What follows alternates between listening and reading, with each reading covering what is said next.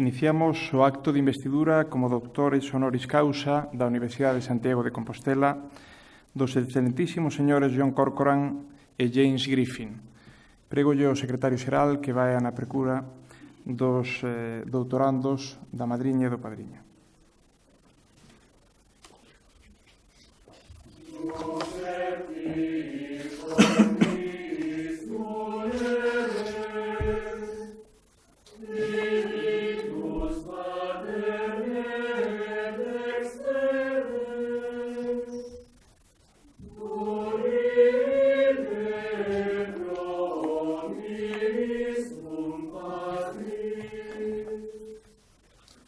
Yeah.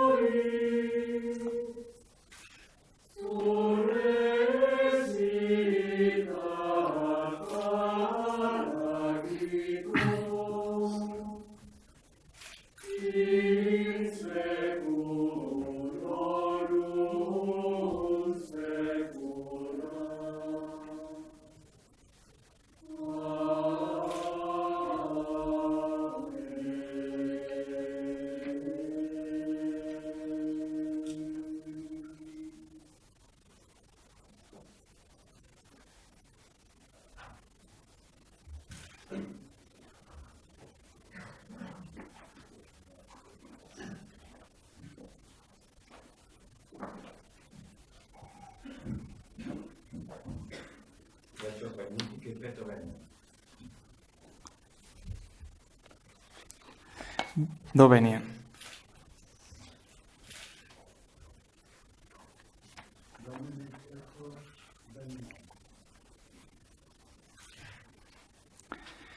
Honoris causa o amiquitiam meritaque candidati quod petit sabeat.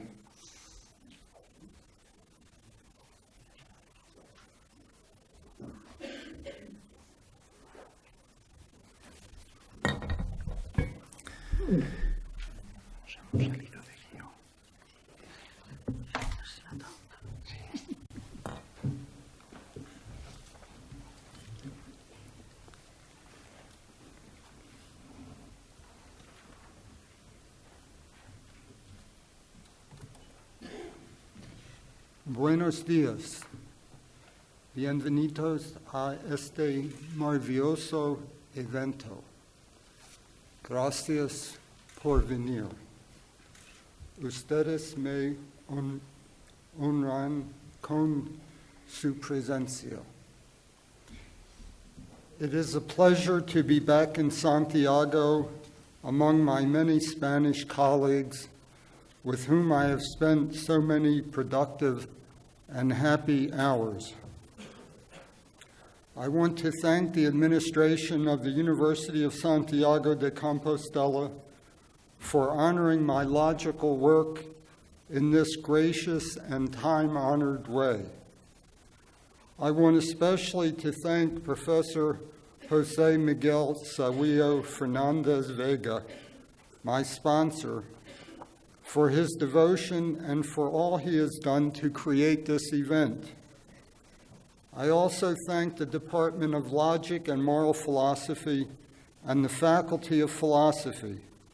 I thank all of the other organizations, departments, and individuals who have so generously contributed time, energy, thought, and resources. Finally, I want to re-thank all in attendance, especially those who have come a long distance or who have suffered hardships to be here. With humility and gratitude, I accept the degree Doutor Honoris Causa from the University of Santiago de Compostela. No person could deserve such an honor. No person could deserve to have done the body of work that you honor. It is not a person you honor, but a body of work. You are not honoring a person who accomplished a body of work. Rather, you honor a body of work accomplished by a person. I do not feel proud of myself. I have been very lucky. I feel gratitude and humility. When I survey this body of work from a detached viewpoint, I am astounded at its depth, its scope, its importance, and its beauty. I can hardly believe that I am listed as the author.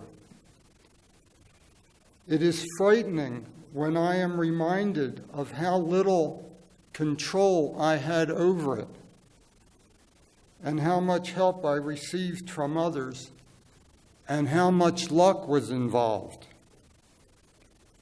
I cannot be grateful to God. I have no faith in a God, and especially I have no faith in a God that bestows favors on some and troubles on others. But I have faith. I am lucky to have faith in the existence of truth, in the proposition that truth can be known, and in the proposition that truth is beautiful. My work owes its existence to many people. It is not my work, but our work. To my wife for helping in many ways, including especially teaching me how much work needed to be done to clarify the notion of logical form. And to my colleagues, my students, and teachers, I have probably had the best educational opportunities of any historian of philosophy and logic who ever lived. I have probably had the best educational opportunities of any historian and philosopher of logic who ever lived. I should be the best educated historian and philosopher of logic. When I think of my great predecessors in this field, I pity them and I marvel at what they achieved despite their inferior education. They had to negotiate and to overcome many hidden obstacles which were well marked and well lighted when I came to them. My first logic teacher was Albert Hammond, who passed on to me from his teacher, Arthur Lovejoy, the tradition of the history of ideas that my university was famous for. I studied Plato and Aristotle with Ludwig Edelstein, the historian of Greek science and medicine, who held appointments both at the Johns Hopkins University and at the Johns Hopkins School of Medicine. My next two logic teachers were both accomplished and knowledgeable symbolic logicians. Joseph Julian, a Quine PhD, and Richard Wiebe, a Mates PhD, who had studied with Carnap and Tarski. My dissertation supervisor, my doctor father, was Robert McNaughton, another Quine PhD, who had already made a name for himself in three fields: the metamathematics of number theory, the theory of formal languages, and the theory of automata. It was McNaughton who encouraged me to do postdoctoral work at Yeshiva University in New York City with Raymond Smulyan and Martin Davis, both doctoral students of Alonzo Church. Over the years, I have attended courses by several other logicians, including John Addison, a Church PhD, Leon Henkin, another Church PhD, and John Myhill, another Quine PhD. Even given my education, it was not predictable that I would achieve success in logic. All I needed was help and luck. Being alive and healthy is being lucky. Now I will turn to my little logic lesson, this booklet that you have. And one of the things that I continually teach my students is that unless you find fault with what you are reading, you don't understand it. And when I read this title over again, I realized that I could have improved it. And I'm going to read the improved version of the title.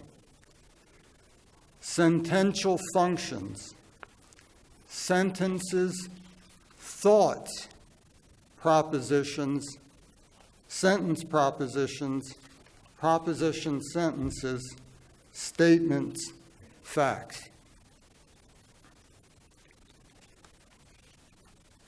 There's another,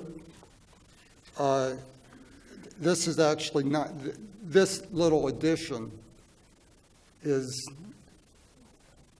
a borderline mistake. It's much better with it, but it would have been okay without it. The next mistake that I'm going to point out inside the talk is a real mistake. I mean, you would notice it yourself. In Buffalo, New York, on the mighty and beautiful Niagara River, which is a northern border of the United States with Canada, and which connects the two Great Lakes, Erie and Ontario, the weather is changeable, to say the least. Consequently, the weather is a frequent topic of conversation. There is a high level of interest not only in the weather itself, but also in the nature of communication about weather, in weather discourse. Perhaps interest in weather discourse is increased by the fact that the Americans report weather in one system of units while the Canadians report in another. Americans report the temperature in Fahrenheit degrees, where 32 is freezing.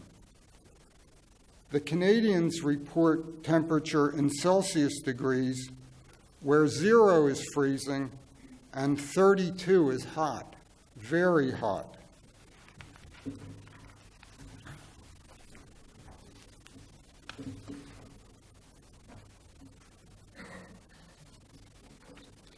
It is also true that the Americans and the Canadians both report wind speed and barometric pressure in different units. People on one side of the border converse with friends and relatives on the other. It is not unusual for a person to get a report from the Weather Bureau in one system and convey its contents to others in another system. This situation gives rise to sentences that may seem strange in other contexts. Here are some examples. 0 is 32, 10 is 50, 20 is 68, 20 is more than 65, 20 is between 65 and 70, 0 is to 100, as 32 is to 212. Of course, even without the conversions between Celsius and Fahrenheit, weather discourse sometimes involves sentences that may seem strange in other contexts. 0 is freezing, 10 is cold, 20 is comfortable, 30 is hot, 40 is sweltering, freezing is 0, freezing is 32, 32 is freezing, 32 is hot, 100 is boiling, we can swim in 18. Section 2. After this section of the lesson, I will be at a slight disadvantage. Although up to this point, I have been using spoken sentences to mention spoken sentences. After this paragraph, I will, of course, continue to be using only spoken sentences, but I will be mentioning only written sentences. I will not be able to use what I will be mentioning. Isn't that the usual case?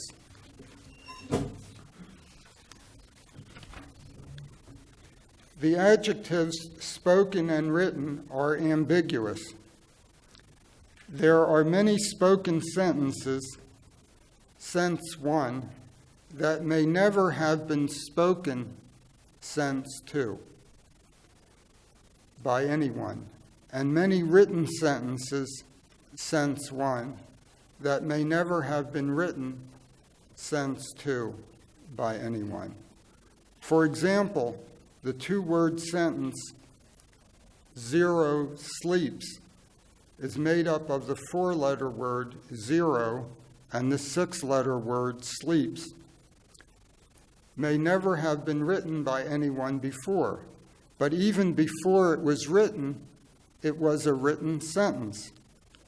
Of course, any proper name can be written or inscribed in front of an inscription of an intransitive verb in order to make an inscription of a written sentence. You can picture the following examples of written sentences. Arithmetic boils, geometry freezes. Have inscriptions of these sentences ever existed before? Who could know except someone who saw such an inscription? A written sentence is not necessarily a sentence that has been written, but it is a sentence of the kind that could be written. In other words, a written sentence is a string of characters. In our case, the characters are all either letters of the Latin alphabet or punctuation marks. These are the things I will be mentioning, but not using. In my talk, I'm not using any characters or punctuation marks. I'm using voice sounds. The Latin alphabet and the punctuation marks are the things I will be mentioning but not using. The linguists who know about such matters conclude that spoken English and written English are such disparate systems of communication that the two should not be regarded as different forms of the same language, but different languages. So I will henceforth be using spoken English to discuss written English. Using the terminology of modern logic, I'm going to start this sentence over again because I'm going to put a change in it. I'm going to correct my mistake as I read. Using the terminology of modern logic, we can say that in the discussion to follow, spoken English is the meta-language and written English is the object language. In our case, spoken sentences of the meta-language will be used by a speaker, namely me, to mention written sentences of the object language, and more importantly, also to make statements about the object language sentences to the audience, namely you, who is responsible for critical evaluation. There is no way to confuse a statement with a sentence or a proposition, since it is only the statement that inherently has a speaker who is responsible for its accuracy, and it is only the statement that has an audience which is responsible for its critical evaluation. Section 3. Any one sentence which is made up of words and ultimately of letters and characters, can be used to express two or more different thoughts, which are made up of meanings or concepts. The number of words in a sentence is not usually the same as the number of concepts in a thought it expresses. It could be more, but often it could be less. Aristotle had already said that although sentences are not the same for all humans, what they express is the same for all. The three-word sentence, 32 is freezing, is typical. It can be used to express the true proposition that 32 degrees Fahrenheit is the freezing point of water. 32 is freezing. It can be also used to express the false proposition that 30 degrees Celsius is the freezing point of water. But I never make a statement to that effect. and it can also be used to express an incoherent thought to the effect that the number 32 is in the process of becoming frozen, or perhaps that the number 32 feels cold. Some incoherencies can be poetic. And here's a little poem that I will never receive a prize for. It's called Uncomfortable Numbers. 32 is freezing. 92 is hot. 92 is sweating. 32 is not. This illustrates several facts, aside from the fact that I'm a logician and not a poet. First, sentences are ambiguous or polysemous. Rarely, if ever, is a sentence unambiguous or monosemous. Second, propositions are true or false.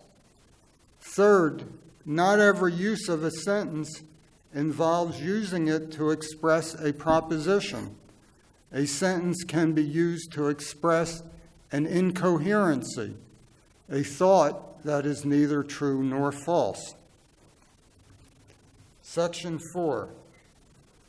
The words sentence and proposition are both ambiguous. Besides the meaning explained above, the word sentence can also be used as elliptical for the expression meaningful sentence in the sense of a sentence expressing a certain one of the propositions it normally expresses. In other words, it means what is naturally called a proposition sentence. This would be a sentence taken in a certain way. Likewise, the word proposition can be used to indicate a proposition expressed in words in a certain way. Such entities can also be called sentence propositions. This would be a proposition expressed in a certain way. In fact, the great Polish logician Alfred Tarski often uses sentence in the sense of proposition sentence. And the great American logician Alonzo Church discusses the use of the word proposition in the sense sentence proposition. Section 5. The topic of the functions, roles, or uses of sentences is one of the most interesting subjects in logic. A sentence can be mentioned. A sentence can be used to make a statement. A sentence can be used in a statement of a fact that could never be stated simply by inscribing the sentence. A sentence can be used poetically where the speaker is not responsible for the accuracy of what is expressed, but only for its poetic qualities. In fact, of all the topics in logic suitable for discussion with an audience of logicians and non-logicians, this topic, despite its attractiveness, even its fascination, is hardly ever discussed. Consequently, the literature of logic and of non-logic abounds in confusions and fallacies that would be corrected by a small amount of concentrated attention to this topic. The three-word sentence, 10 is 50, as peculiar as it may be, is in many ways typical. Of course, 10 is not 50. The number 10 is only 1/5 of 50. But 10 degrees Celsius equals 50 degrees Fahrenheit. The sentence The three-word sentence, 10 is 50, can be used to express a true proposition concerning temperature conversions, and it can be used to express a false proposition about numbers. It is exactly the same with corresponding sentences in other languages. We could just as easily consider the Spanish sentence, 10 es 50, the German sentence, 10 is 15, or the French sentence, 10 es 50.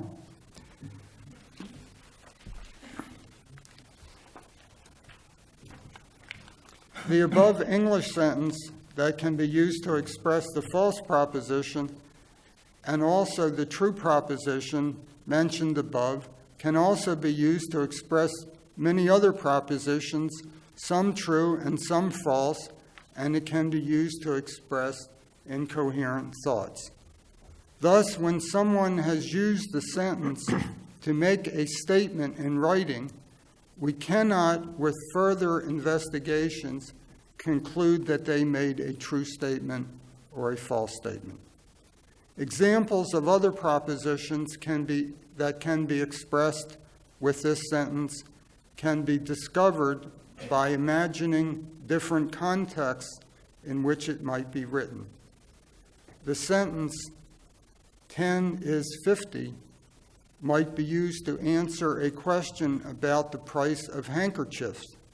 It might mean that the price of 10 handkerchiefs is 50 cents, or $50, or 50 pounds, or 50 euros.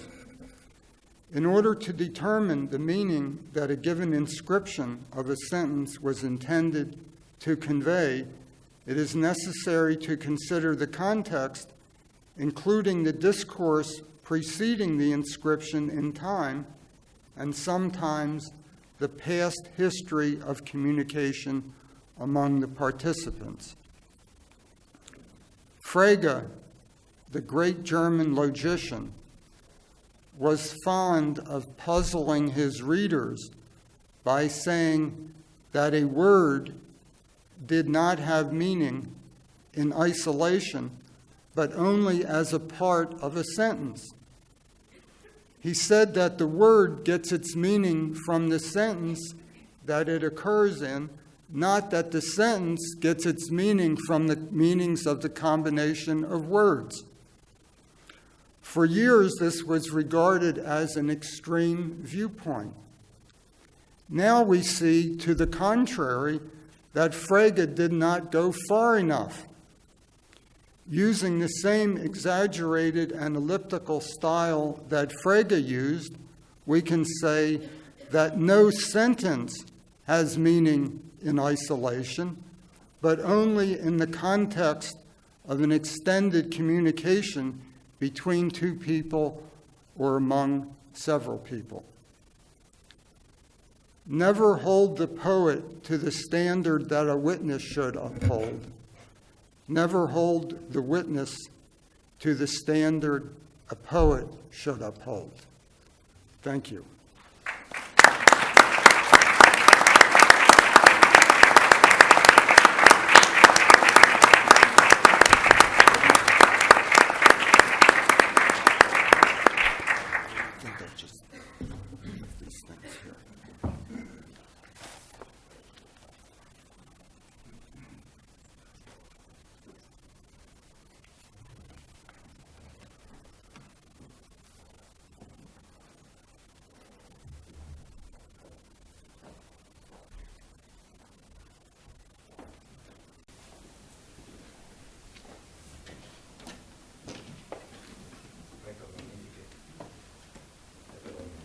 Dovenia.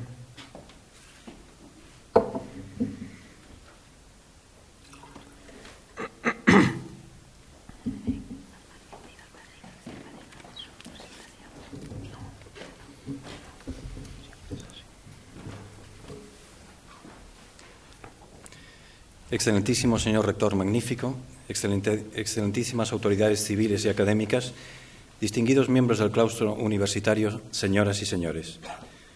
Me cabe hoy el honor de representar a este claustro de nuestra centenaria Universidad Compostelana con motivo de la designación como Doctor Honoris Causa del profesor John Corcoran de la Universidad del Estado de Nueva York en Buffalo por su labor en los campos de la lógica, de su historia y de su filosofía.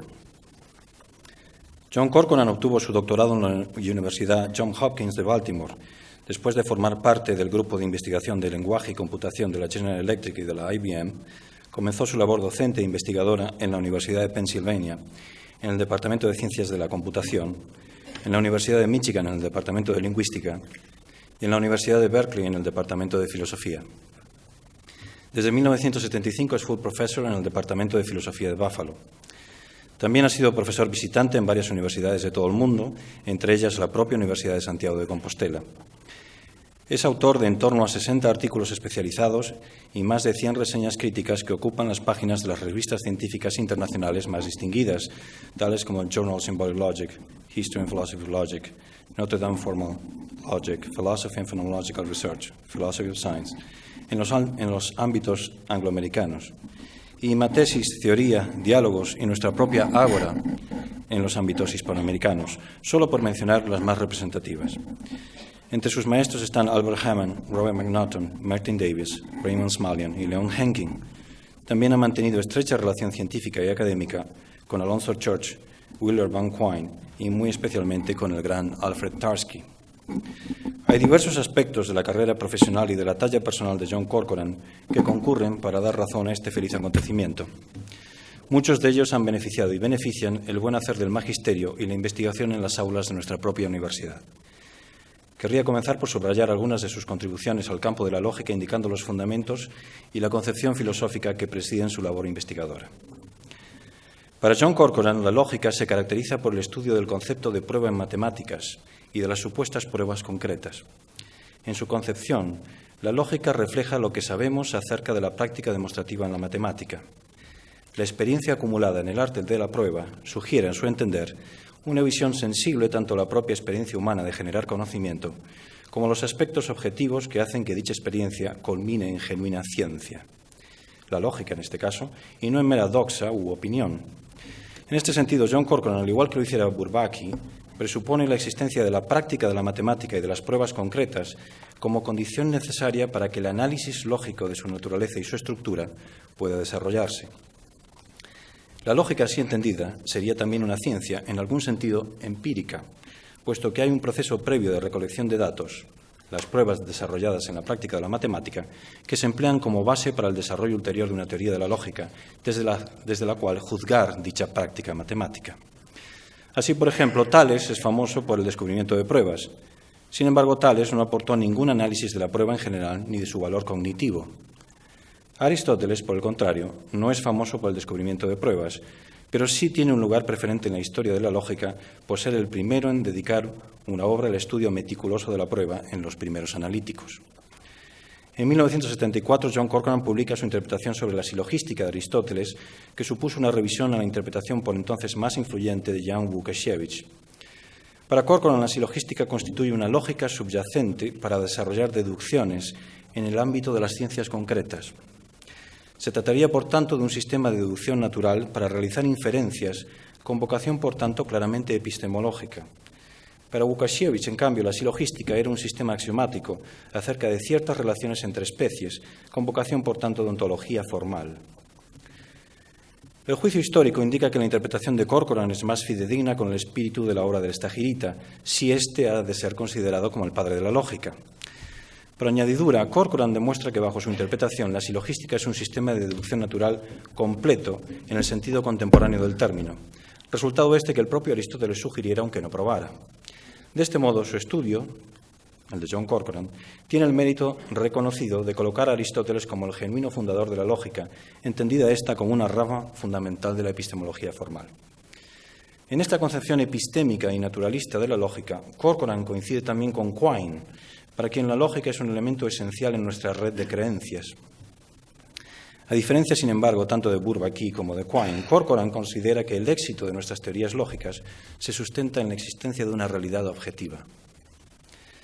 Su caracterización de la prueba nos introduce en una segunda trama temática de su labor investigadora que querría comentar.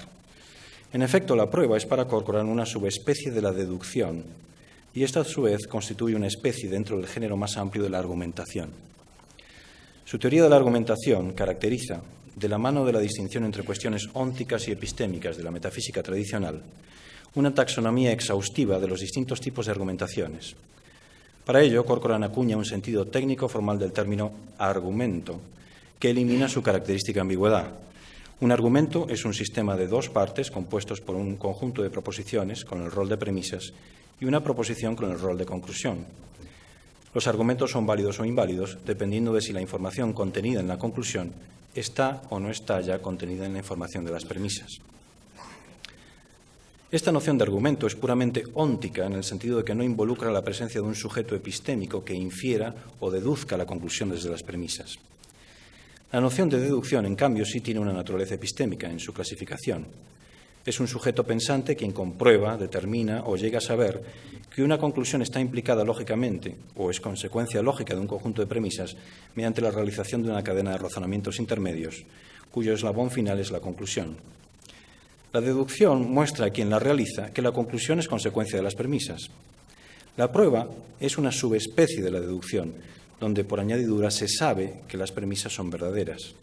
Así, una prueba no solo muestra a quien la realiza que la conclusión se sigue, sino que además establece que la conclusión es verdadera en virtud de que se deduce desde premisas que se saben todas verdaderas. Tenemos así que toda prueba es una deducción, pero no toda deducción es una prueba. Deducción, en este sentido, es un término exitoso.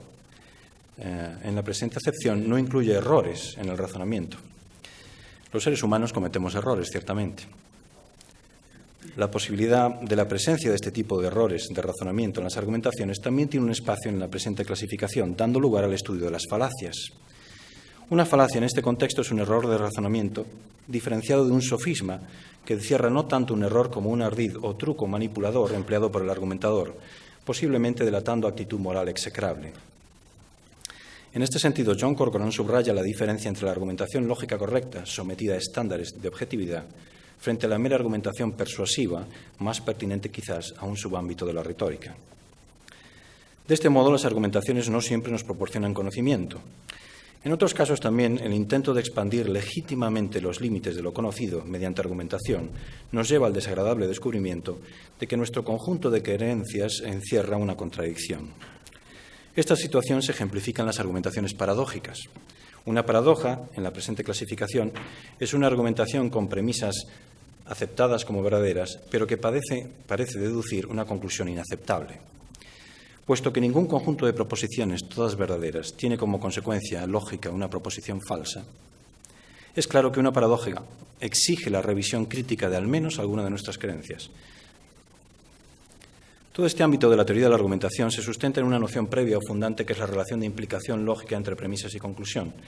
Con ello nos adentramos en un tercer ámbito de investigación a la cual John Corcoran ha contribuido a lo largo de su carrera, pero cuyos logros se han plasmado especialmente a modo de publicaciones en los últimos años. Lo que denomina la concepción informal de la implicación lógica ha recibido ya su impacto en las revistas más prestigiosas del medio. Su punto de vista recupera una intuición extendida en el siglo XIX en pensadores como Bull, de Morgan, Gibbons o Venn. De modo sucinto, el principio aquí es que un argumento es válido si la información de la conclusión está ya contenida en la información de las premisas. Esta concepción, sin embargo, desaparece virtualmente del escenario de la tradición lógica del siglo XX, bajo la influencia de la concepción transformacional, originada por Bolzano y desarrollada por Alfred Tarski, que considera especialmente la forma de los argumentos y la verdad material de sus proposiciones como esencial. El propio Corcoran postula que las dos concepciones, la concepción informacional que él defiende y la transformacional, aunque intencionalmente distintas, son, no obstante, extensionalmente equivalentes. No se trata, pues, de que un argumento válido bajo una concepción no lo sea bajo la otra. Se trata más bien de subrayar que estos dos modos de explicar la relación de consecuencia lógica pueden ser complementarios a la hora de explicar mejor nuestros juicios de validez o de invalidez de un argumento dado. Desde el punto de vista de John Corcoran, la concepción informacional propondría explicaciones más plausibles sobre la determinación, el problema de la determinación de la validez. Para ello se presupone la existencia de información y la de la capacidad humana para captar y comparar la información contenida en un conjunto de premisas y en una conclusión, sin necesidad de determinar si dicha información es buena o es mala, es decir, sin determinar si las proposiciones que contienen dicha información son verdaderas o falsas. Por contrapartida, la concepción transformacional propondría explicaciones más plausibles para la cuestión de la determinación de la invalidez de un argumento, tal como se recoge en la tradición de la matemática, por ejemplo, en las pruebas de independencia del axioma de las paralelas en la geometría euclidia o la independencia de la hipótesis del continuo en la teoría de conjuntos. El escenario de estudio-análisis de esta lógica basada en la noción del contenido de información es la aritmética de Gödel. En este contexto, Corcoran identifica por primera vez conceptos lógicos que amplifican nuestro conocimiento de nociones previas e introducen nociones nuevas. Así, por ejemplo, el concepto de saturación de información permite una nueva descripción de la idea fundamental de completud semántica como consecuencia de la categoricidad de los axiomas de segundo orden. Similarmente, el concepto de redundancia de información se distingue del más usual de redundancia proposicional, ligado a la idea de compacidad de los axiomas de primer orden. También se deslinda del concepto clásico de independencia lógica el concepto más fuerte de desconexión informacional entre proposiciones. La aritmética también es un ejemplo paradigmático que desarrolla John Corcoran para exponer aspectos fundamentales de la filosofía de la lógica y de la matemática. Con sensibilidad histórica, Corcoran señala reiteradamente que las modernas axiomatizaciones de Peano y de Gödel de la aritmética serían impensables sin una práctica matemática previa suficientemente consolidada. Dicho de otro modo, existe un conocimiento preformal de la aritmética que resulta condición necesaria para la regimentación formal de este conocimiento. La práctica usual de las axiomatizaciones emplean una lógica subyacente, como lo entendía Church, que modela o representa la forma de las oraciones y la forma de las deducciones ya presentes en la práctica demostrativa del matemático. Así entendida, una de las labores del lógico contemporáneo es diseñar modelos matemáticos de dichas lógicas del razonamiento. De otro modo, el lógico matemático construye, para el beneficio de sus investigaciones, modelos matemáticos del razonamiento correcto, del mismo modo que el ingeniero diseña modelos a escala de barcos y aeroplanos, o el astrofísico diseña modelos matemáticos del sistema solar, que son análogos del fenómeno real que se está modelando. La reducción matemática de la lógica contemporánea se efectúa a través de dos ramas fundamentales. La teoría de concatenaciones o de ristras, lo que se conoce internacionalmente como string theory, que proporciona los análogos sintácticos pertinentes a una gramática para las fórmulas y para las deducciones, y la teoría de conjuntos, que sustenta la teoría de modelos, que proporciona los análogos semánticos pertinentes para modelar el fenómeno de cierta noción de significado. La matematización del lenguaje formal, de un cálculo deductivo y de una semántica así entendida, da lugar a la concepción de la lógica matemática entendida como modelo que John Corcoran iniciara en el año 73. Este enfoque sugiere para la consideración filosófica que no solo son pertinentes aquellas cuestiones que atañen a lo que de hecho es expresable o representable matemáticamente, sino también aquellas destinadas a proporcionar un escrutinio crítico de lo que queda fuera del escenario lógico-matemático vigente. Dicho de otro modo, esta concepción permite de modo inteligible plantear preguntas tanto acerca de aquello que nuestros modelos capturan como aquello que pudiera no estar apropiadamente representado. En este contexto de discusión de la lógica matemática contemporánea es importante también subrayar la defensa histórica y sistemática que hace John Corcoran de los lenguajes de segundo orden frente al paradigma nominalista de la lógica de primer orden, especialmente defendido por Quine. La lógica de segundo orden forma parte de una reputada tradición científica en la que se ha demostrado su valor heurístico y conceptual. Sin ella, la apropiada comprensión histórica de la matemática contemporánea sería inabordable. En este sentido, la lógica de primer orden es una subparte conservadora de prácticamente toda la lógica subyacente que normalmente se haya empleado en el ejercicio real de la matemática clásica. En su artículo sobre el concepto fundamental de categoricidad de 1980, Corcoran subraya que toda la labor del lógico matemático pre-gödeliano estaba encaminada a la caracterización de estructuras hasta la isomorfía, como ejemplifican los trabajos fundamentales de Huntington y Veblen, entre otros. Históricamente, entonces, los lenguajes de orden superior se estudiaron mucho antes de que la lógica de primer orden fuera aislada como sistema y estudiada como una unidad independiente. Este punto de vista es actualmente compartido por las cabezas pensantes dentro del área y la tradición lógica que representamos.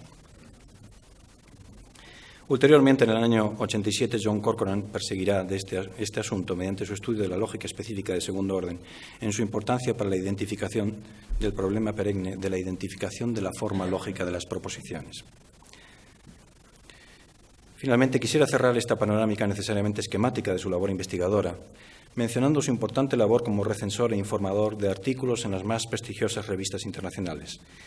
En tributo a dicha labor, la revista History and Philosophy of Logic ha dedicado recientemente un número doble como Festschrift a sus contribuciones especializadas, que lo han mantenido siempre en la cresta del debate filosófico responsable y pormenorizado.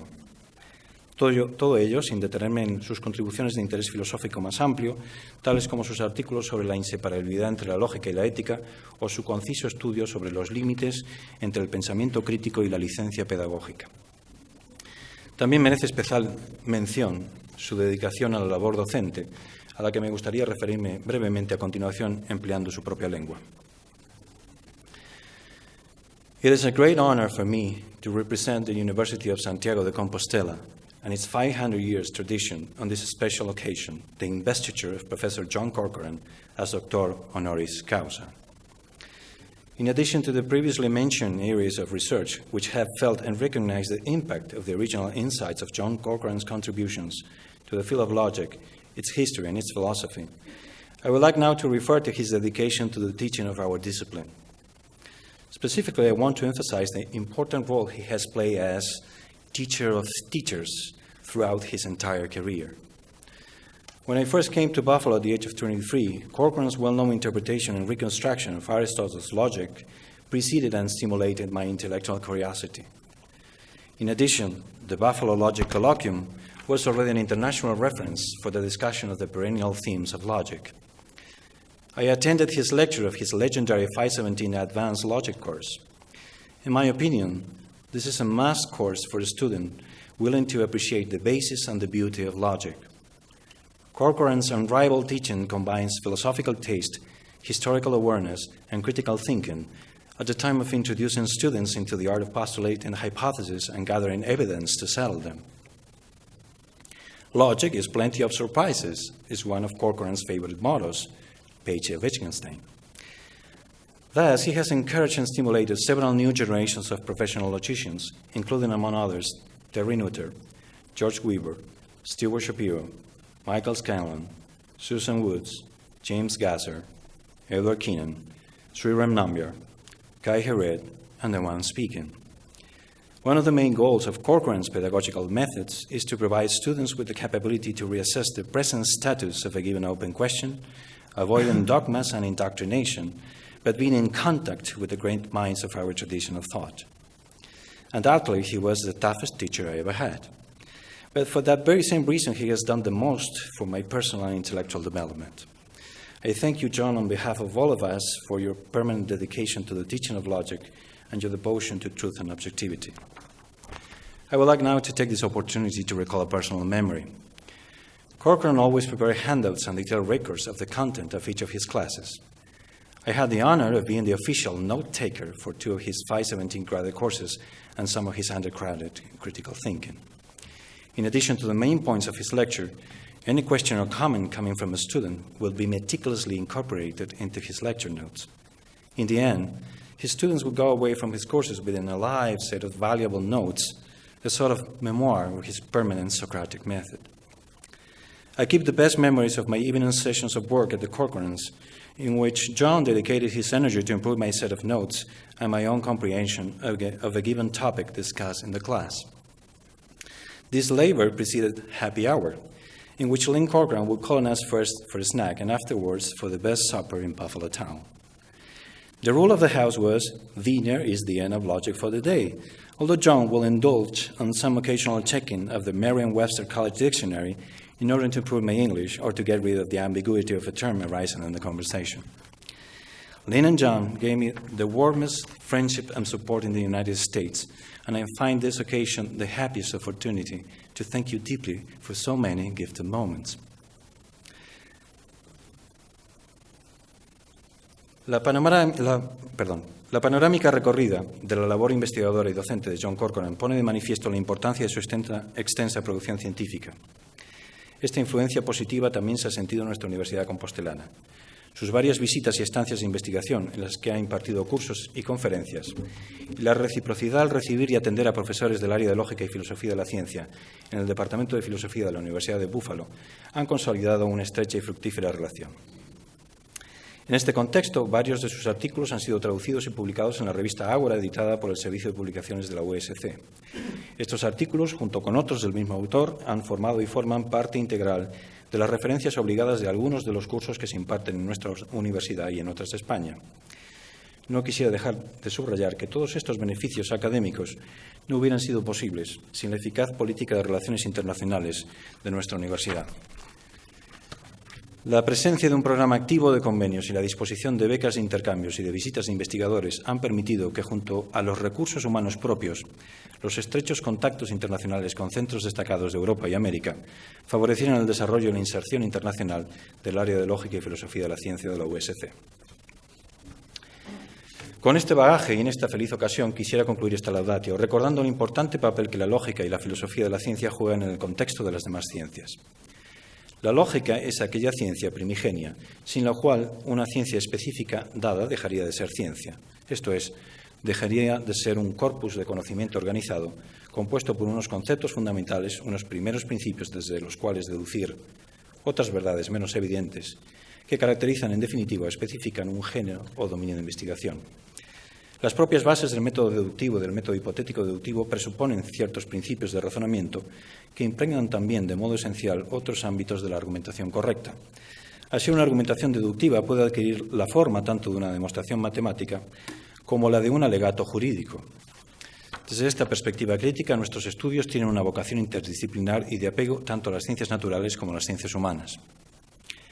La filosofía de la lógica, la filosofía general de la ciencia y la filosofía del lenguaje explican por añadidura los límites de nuestras capacidades para conceptualizar, razonar y predecir en los distintos dominios del saber.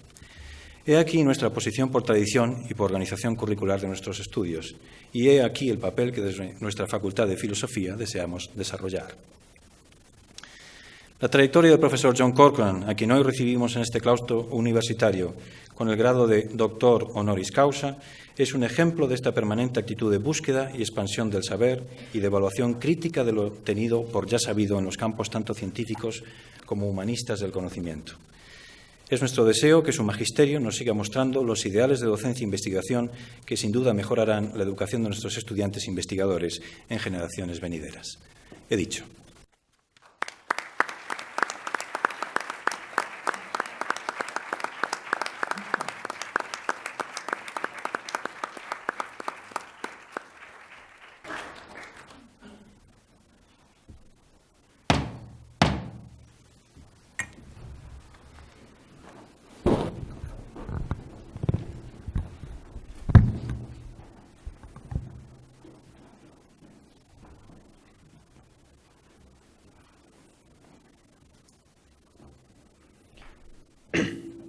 Autoritate igitur mi conquesa legibus regni, tibi domino John Corcoran, confero gradum Doutoris Honoris Causa in philosophy et comito praeclaro domino José Miguel Sagüillo, patrono tuo, ut insignibus doctoralibus decoret.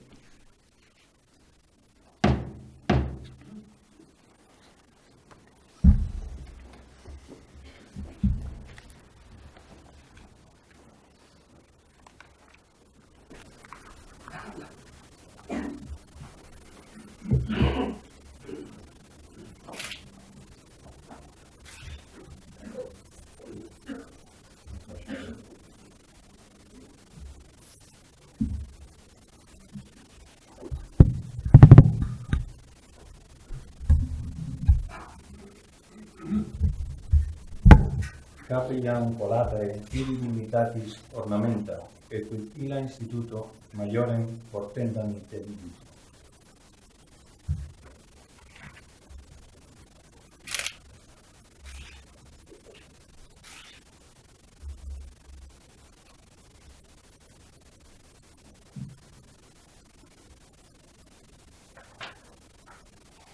Filius hic liberalis tibi sit velut lauream cornamentum, quod donabantur post certamen victores.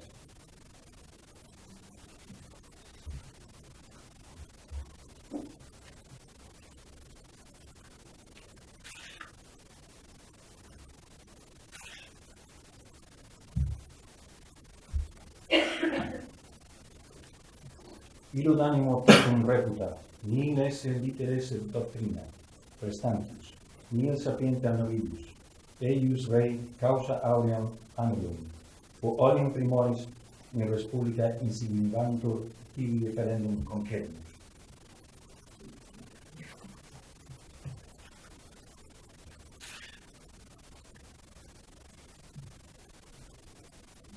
Librum ad facultatis nostrae studia pertinentem clausum et reseratum concedimus, eunque similisque ex edito scholae loco explicandum interpretandique tibi ius esse scito.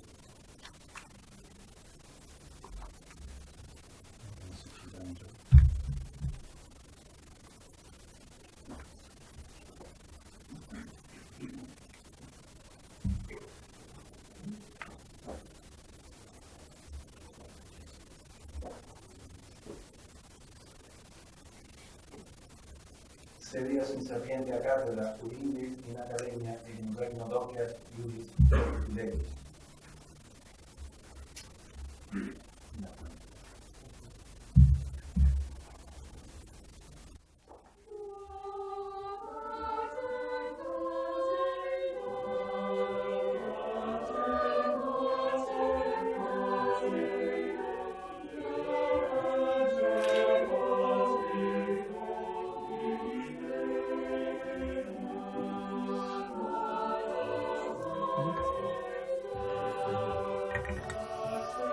Pero falta unha cousa.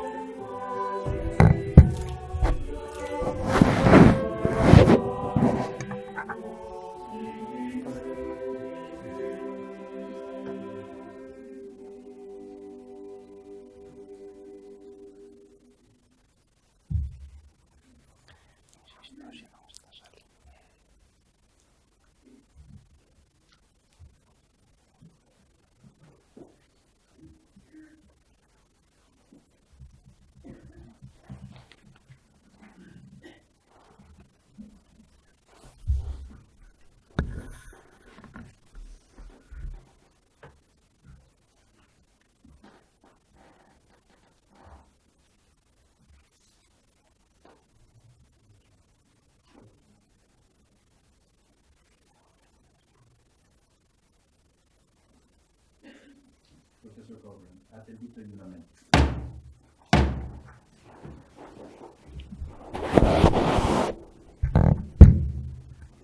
Juro ser imperio quasi tuntum, sempre lubicunque fueris, dura, privilegia et honorem, cuius universitatis eusque doctorum di conservare.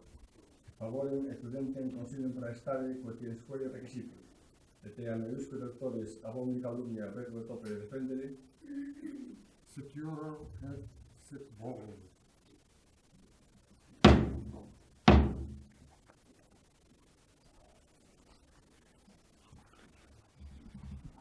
Egregie, vir Domine John Corcoran, te admitto et incorporo in collegium doctorum Universitatis Compostelae cum omnibus honoribus, libertatibus, exemptionibus et privilegis quibus gaudium et possum gaudere. Alii similes doctores in Compostelano studio et ubiquunque terrarum in orbe, et titulos, uius, admissionis et incorporationes tibi confero.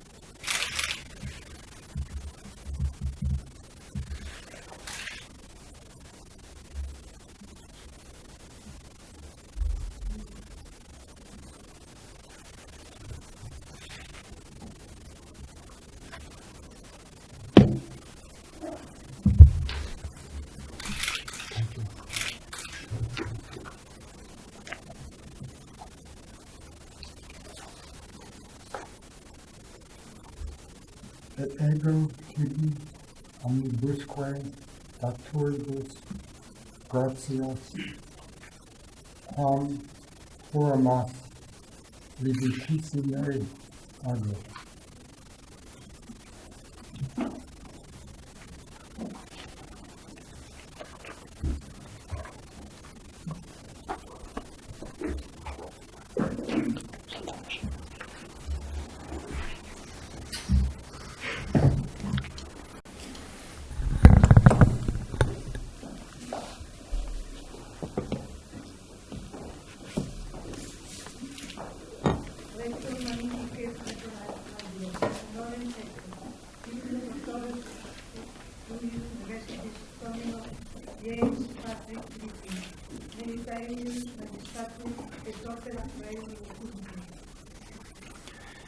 Honoris causa, ou amiquitam, meritaque candidati, quod petit saber. Doveniat.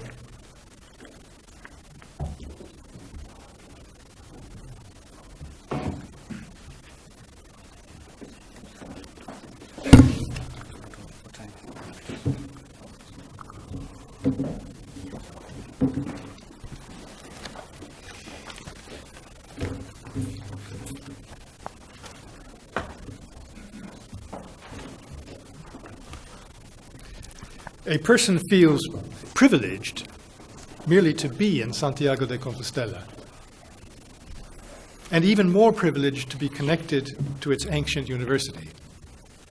And I feel that I am now connected to this university, that today I become a member of it. You do me great honor and give me great pleasure. This university was founded in 1495. My own university, Oxford, in about 1160. We in Oxford like to play the game whose university is more ancient, though we lose interest in the game if there is a representative of the University of Bologna or Paris or Palencia present. In the course of our histories, both our universities have been through a long struggle for liberty. First liberty from the church and then liberty from the state.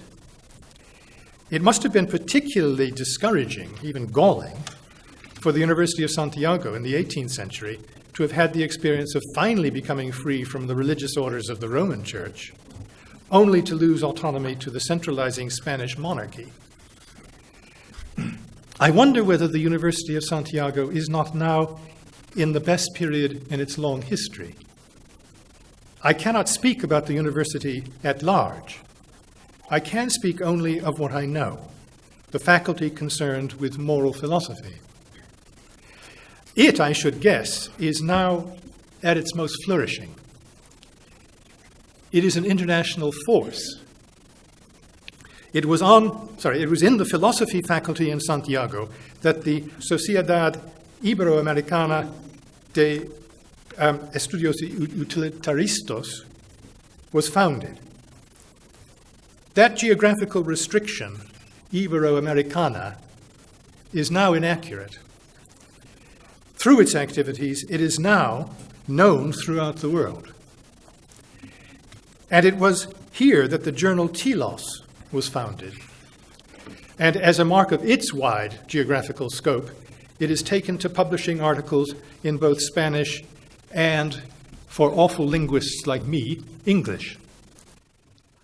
One reason for the success of both the society and the journal is their openness. Anyone interested in utilitarianism, friend or foe, is made welcome. I've been speaking of the moral philosophers of Santiago collectively, but the world knows that the credit largely goes to one philosopher. And now I have the honor of being closely associated with this dynamic, liberal, and humane group of philosophers. I've wondered what to talk to you about today. It would be appropriate to use this special opportunity to reflect about the present state of moral philosophy. But I did that 2 years ago in the journal I just mentioned, Telos. So I decided to talk instead about what most concerns me now. I want to try to convince you in the next 20 minutes that there's a major philosophical problem that largely goes unrecognized. It concerns human rights. And now I come on to the typescript that you have in your hands, I believe. Let me start with what I shall call the Enlightenment project on human rights. Before talk of human rights, there was talk of natural rights. The two terms came from the same continuous tradition. The terms have largely the same extension or reference, though different intentions or sense. Natural rights were generally seen as derived from natural laws. As we shall see, it's altogether harder to say from what human rights are supposed to derive. Although the doctrine of natural law has ramified roots deep in Greek and Roman antiquity, it was given its most authoritative statement by Thomas Aquinas. All creatures, wrote Aquinas, are subject to God's eternal laws. All of them without exception, animate as well as inanimate, rational as well as non-rational, are subject to internal principles of motion. But only rational agents are, in addition, subject to law in virtue of their understanding. God has placed in all things various innate natural dispositions, but only in human beings has he further placed a disposition to reason, that is, a disposition issuing in various precepts to guide action. For example, that we are to preserve ourselves in being, to propagate our kind, to seek knowledge of and to worship God, and to live peacefully in society. These and other precepts constitute the natural law. And the natural law serves as a measure of the natural right. But Aquinas' references here to right are by no means our modern sense of a right, which is something that a person has. Rather than that, the right that Aquinas here wrote of is a property of a state of affairs, that the state of affairs is right or just or fair. Aquinas had much to say about natural law and natural right, but didn't speak of natural rights in our modern sense. Indeed, the term natural right in our modern sense didn't gain currency until the 17th and 18th centuries. Let me note three major steps leading from Aquinas to the Enlightenment. Clearly, one major natural disposition leading human beings to the good is rationality, which issues in the precept follow practical rationality. That precept largely lacks moral content. It's more a directive for arriving at that content, indeed so comprehensive a directive that it threatens to displace all other precepts. And if human reason is sufficient to identify natural law, can God be necessary? Francisco Suarez, the most influential writer in the Thomist tradition in the 17th century, had an answer. Although their reason gives human beings a certain independence from God, the independence has its limits. Human beings can themselves understand the content of natural laws, but what they understand has the status of law, that is, of a command with force, only because of God's will. The Protestant Hugo Grotius earned his reputation as the founder of the modern secular theory of natural law by taking the next crucial step of arguing that God is not needed even to explain the obligatoriness of natural law. He wrote in the Prolegomena to his great work on the law of war and peace that what we have been saying, namely that there are natural laws and that they obligate, would have a certain degree of validity even if we should concede that which cannot be conceded without the utmost wickedness, that there is no God, or that the affairs of men are of no concern to him. Grotius, a sincere Christian, never himself made the wicked concession. Nonetheless, he thought that we can establish natural laws through the kind of understanding open to all of us. Whatever we believe about religion, namely that we must act in accord with our rational nature and that we must do the various things necessary to maintain a society both consonant with reason and composed of members such as we, desirous of society, yet so self-interested as to undermine society. Like Grotius and unlike Aristotle and Aquinas, Samuel Pufendorf thought that persons of ordinary intelligence could identify natural laws without appealing to either a teleological universe or any substantive end of human life. Although divine revelation may help us to know natural law, it can still be investigated and definitely proved, even without such aid, by the power of reason. What particularly needs empirical investigation, he thought, is which precepts are needed to produce a rationally stable society out of the unsocially social creatures that human beings are. Now, those are the three steps that I had in mind that took us from Aquinas to the Enlightenment. And with John Locke, we arrive at the start of the Enlightenment, which I shall take as running from the last 15 years or so of the 17th century to the end of the 18th. In the two treatises of civil government, Locke gave central place in his argument to both natural law and natural rights. The latter, he too thought, derivable from the former. However, he gave little attention to how the derivation was supposed to work. He used the language of human rights, of natural law, as a well-established, relatively unproblematic way of speaking. Reason alone, he thought, can establish fundamental moral principles. Indeed, can establish them with certainty. At the core of this reasoning will be empirical investigation into the laws needed to enable unsocially social individuals to become members of a properly structured society. In the course of this reasoning, we need not, indeed cannot successfully, appeal to any views about the ends of human life. Rational persons will disagree about them. So a belief about the summum bonum, central in classical and medieval thought, is at best of peripheral interest here because it's incapable of commanding universal assent and thus of effectively guiding action for members of a society.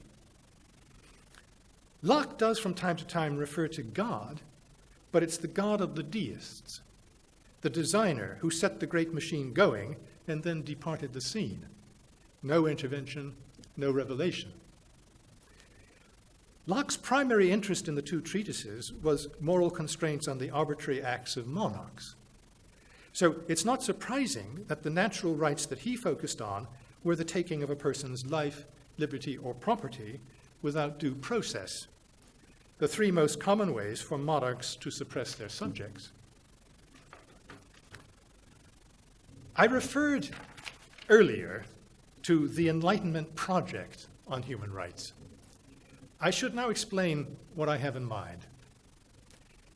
Why do I speak of the project? Rights were hardly the only concern of Enlightenment writers. What's more, there was no single conception of natural law or natural right that all Enlightenment thinkers shared. Indeed, some of them contemptuously repudiated the entire discourse. Yet there was a general movement of thought in the course of the Enlightenment. There was the continued secularization of the doctrines of natural law and natural rights. There was the closely related abandonment of much in the way of metaphysical or epistemological background for them. Admittedly, that was not entirely true of Locke, who appealed to God in order to establish the now commonly overlooked principle of equality at the base of his political thought. But it was true of many of his successors in the 18th century. By the end of the Enlightenment, acceptance of natural law seems to have become compatible with just about any metaphysical or epistemological view.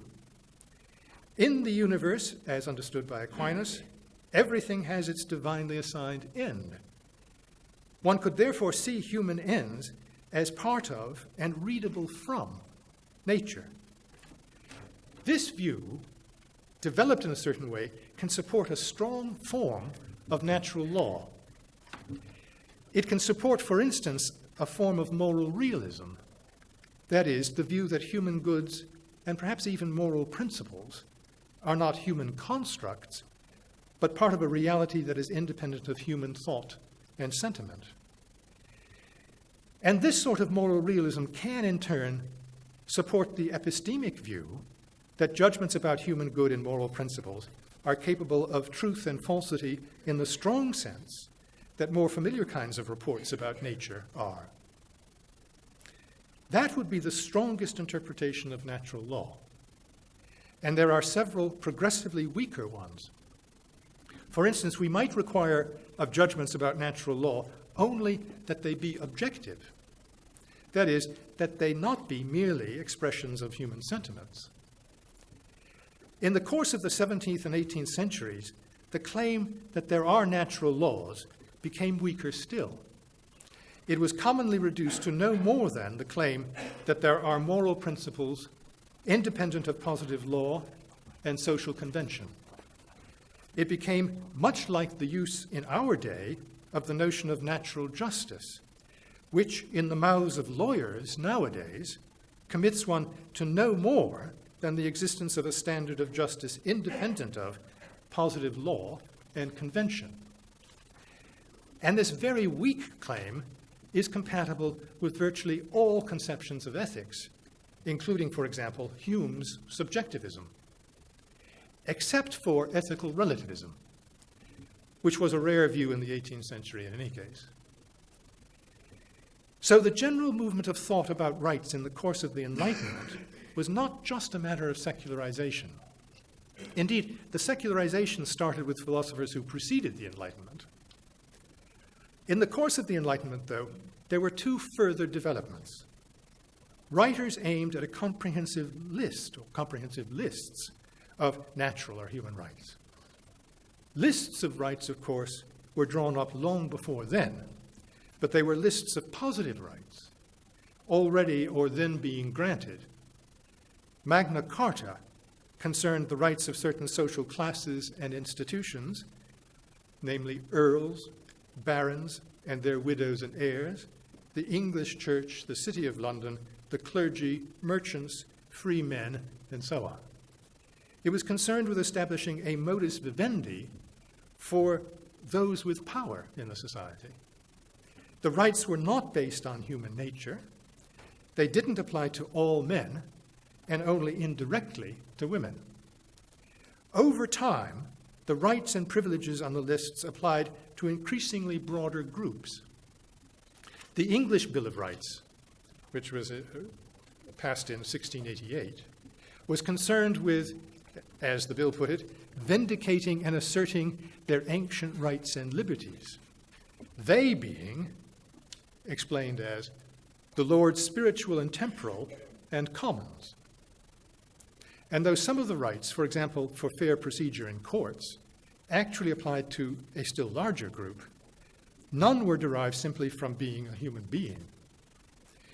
This was true, too, of virtually all the charters that poured forth from the British colonies in North America in the course of the 17th and 18th centuries. They laid claim only to the rights of Englishmen, rights already established in the common law of the mother country. They laid claim, as the Virginia Charter, which was very early in the 17th century, put it, to all liberties, franchises, and immunities, to all intents and purposes, as if they had been abiding and born within this our realm of England. The American colonists, no doubt, thought that they were on more promising ground, claiming rights that had already been granted, but when that strategy completely failed, their eventual declaration of independence fell back on natural rights.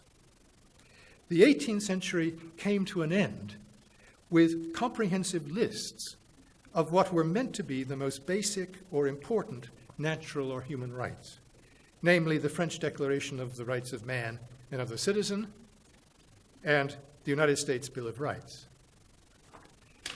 And along with these codes of human rights, there came a second development. These lists took center stage in political life. They justified rebellion in a detached, retrospective way in the case of Locke's defense of the Glorious Revolution of 1688, but in a much more engaged way in the case of the American and French revolutions. Natural or human rights were now a political force. The notion of human rights that emerged by the end of the Enlightenment, what can reasonably be called the Enlightenment notion, is the notion we have today. There has been no theoretical development of the idea since then. Natural law began as part of a teleological metaphysics capable of supporting strong interpretations of how morality is rooted in nature, and it ended up, at the close of the 18th century, in something close to vacuity. It's not that the strong, non-vacuous conceptions of natural law do not have their own problems. Still, despite their problems, many scholastic conceptions of natural law give us at least something to go on in deciding what natural rights there are. Once the metaphysical and epistemological background they provided is jettisoned, as it was in the course of the Enlightenment, what's left? Where are human rights supposed to come from? Are they so fundamental in the whole moral structure that they need not come from anything else? Well, let me move on now to where we are today. In what state is the discourse of human rights now? Take some cases.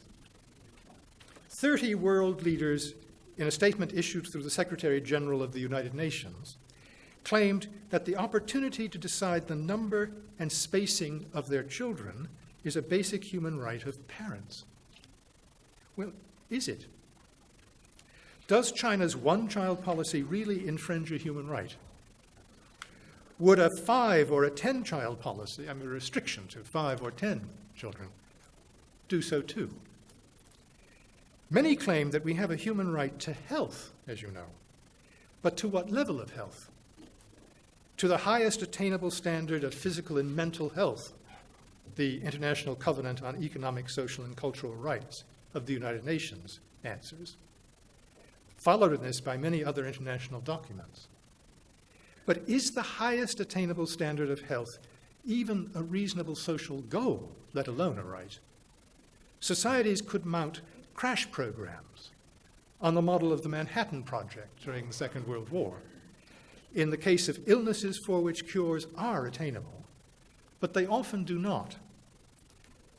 Are governments not free, as they clearly think themselves to be, to decide when they have spent enough on health and may instead devote their inevitably limited resources to education, the environment, and other major social goals? And I saw recently in a newspaper in my native land, the United States, the claim that we all have a right to be loved. Well, do we indeed? Now, I think the scene in philosophy is not much brighter. Philosophers, too, seem to pull rights out of nowhere. In the course of a well-known article about abortion, a distinguished American philosopher builds her case on a presumed right to determine what happens in and to one's body. But do we have such a broad right? If the government prohibited us from selling our body parts, would our rights be infringed? Of course, this proposed right is more plausible than the earlier examples. It's not dissimilar to a widely accepted human right, a right to security of person.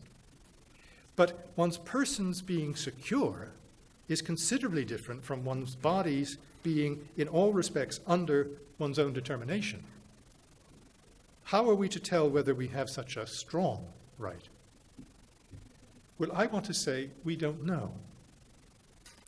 The term human right is nearly criterionless. It's not that it has no content. It just has far too little for it to be playing the central role that it does in our moral and political life. There are scarcely any accepted criteria for when the term is used correctly and when incorrectly. And not just among politicians, but among philosophers, political theorists, and jurisprudents as well. The language of human rights has in this way become debased. Now, determinateness of sense is admittedly a matter of degree. One can live with some indeterminateness. We do. It's a rare common noun that has criteria allowing us to determine in all cases whether it's being correctly or incorrectly used. There are usually borderline cases. But if quite apart from the recognized borderline cases, there are very many other cases in which nothing settles, that we have no agreed way of settling whether a term is being correctly or incorrectly used, then the term is seriously defective.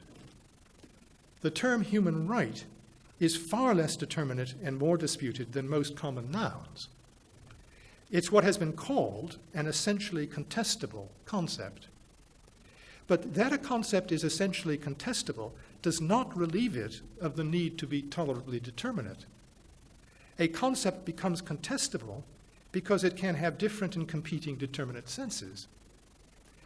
The plausible ways of making the term human right tolerably determinate involve deciding some fairly hefty ethical matters, such as what attracts special protection and human standing, and what results in the most helpful ethical language overall, matters over which ongoing dispute is hardly surprising.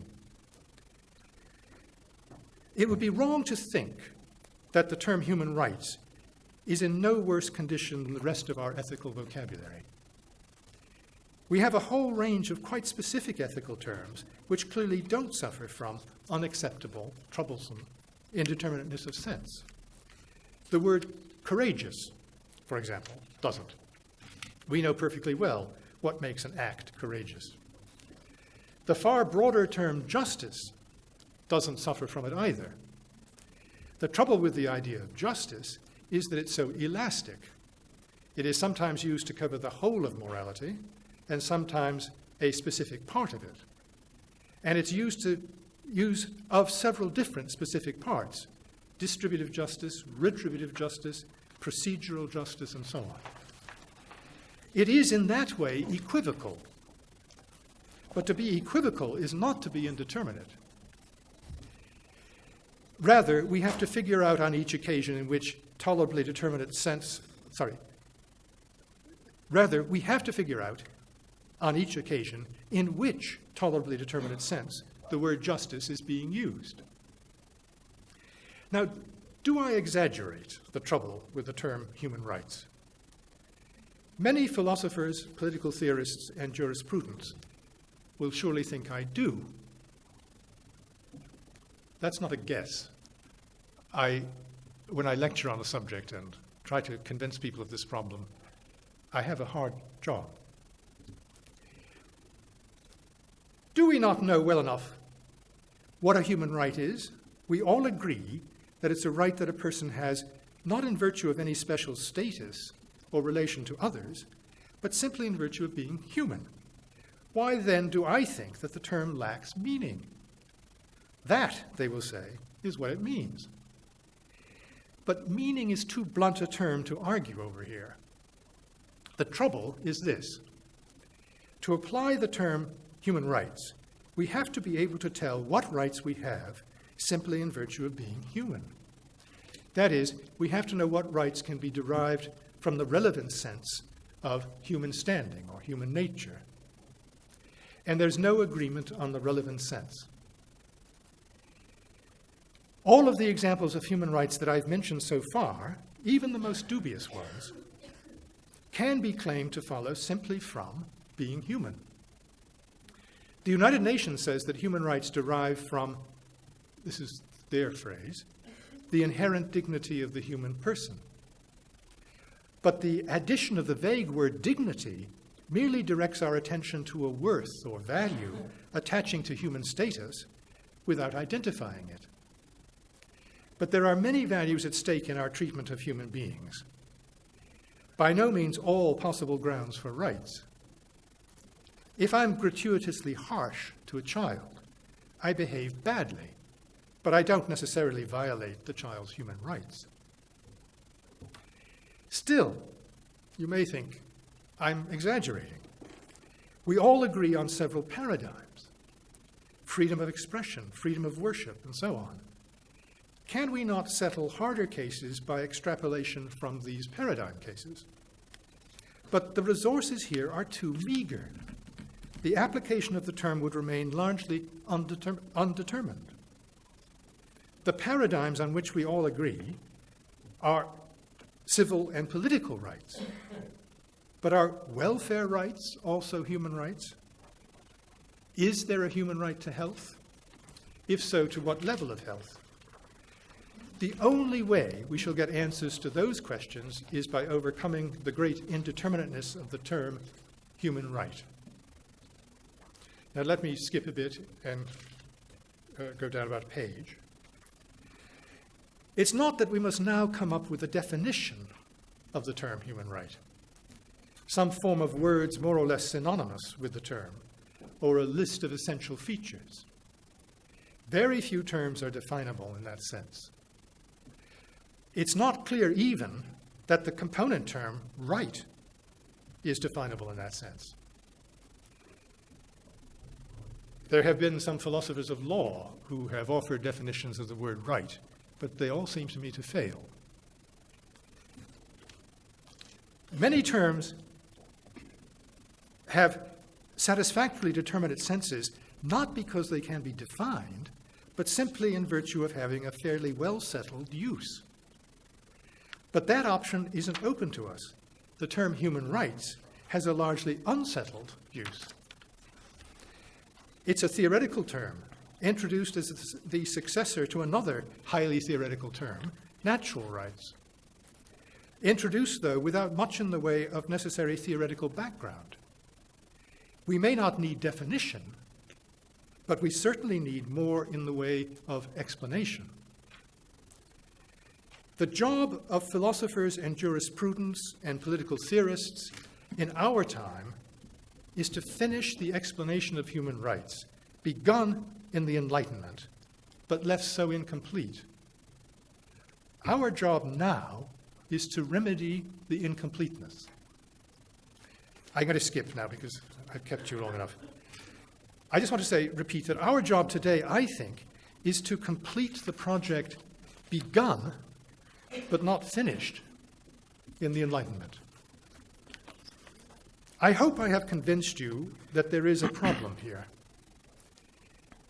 I'm returning to Santiago in May next year to give a seminar, at which time I shall try to give anyone who's interested the solution to the problem.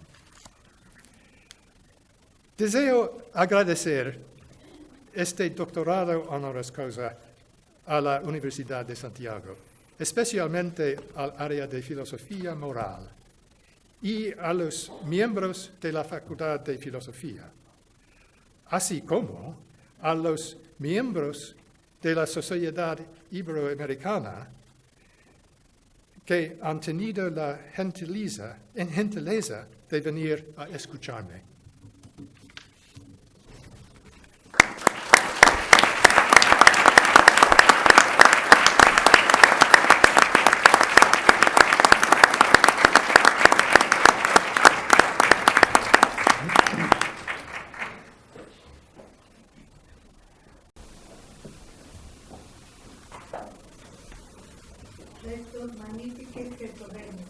Do venia.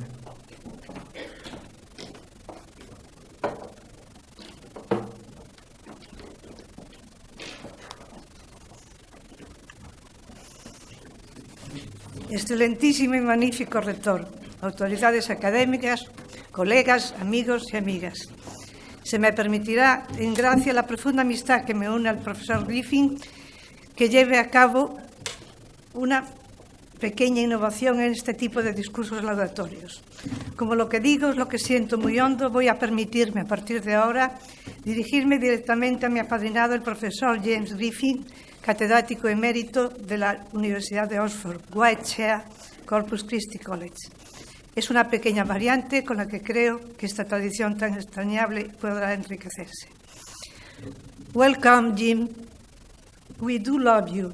We may agree or disagree with you, but whatever is the case, we like you because you speak about the essential things, like how to live a good life, We want to celebrate the great fiesta to commemorate this. Bienvenido a esta tu casa, Jim. Nos sentimos profundamente satisfechos de tenerte entre nosotros, un nosotros que incluye a todos los aquí presentes y a muchos ausentes por motivos inexcusables. De entre los aquí presentes quiero destacar el afecto que te profesamos los profesores del área de Filosofía Moral, así como los restantes miembros de nuestra Facultad de Filosofía, como también miembros de otras facultades compostelanas, entre las que se figura la Facultad de Derecho, donde el profesor Joaquín Rodríguez Tobes presta una valiosísima colaboración. Y, como no, los entrañables amigos de la Sociedad Iberoamericana de Estudios Utilitaristas, algunos de los cuales han tenido la gentileza de trasladarte aquí. Tenéis que perdonar el nerviosismo, pero me afecta profundamente lo que estoy diciendo.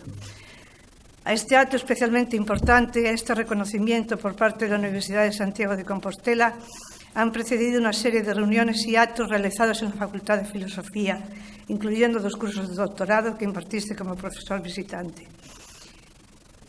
así como la publicación en torno a ti, sobre ti, de artículos en la revista Telos, coeditada por la SIEU y el Servicio de Publicaciones de la Universidade de Santiago, que en nuestra nueva etapa hemos inaugurado con una edición en inglés y castellano de una monografía titulada Understanding Griffin, a la que me referiré posteriormente.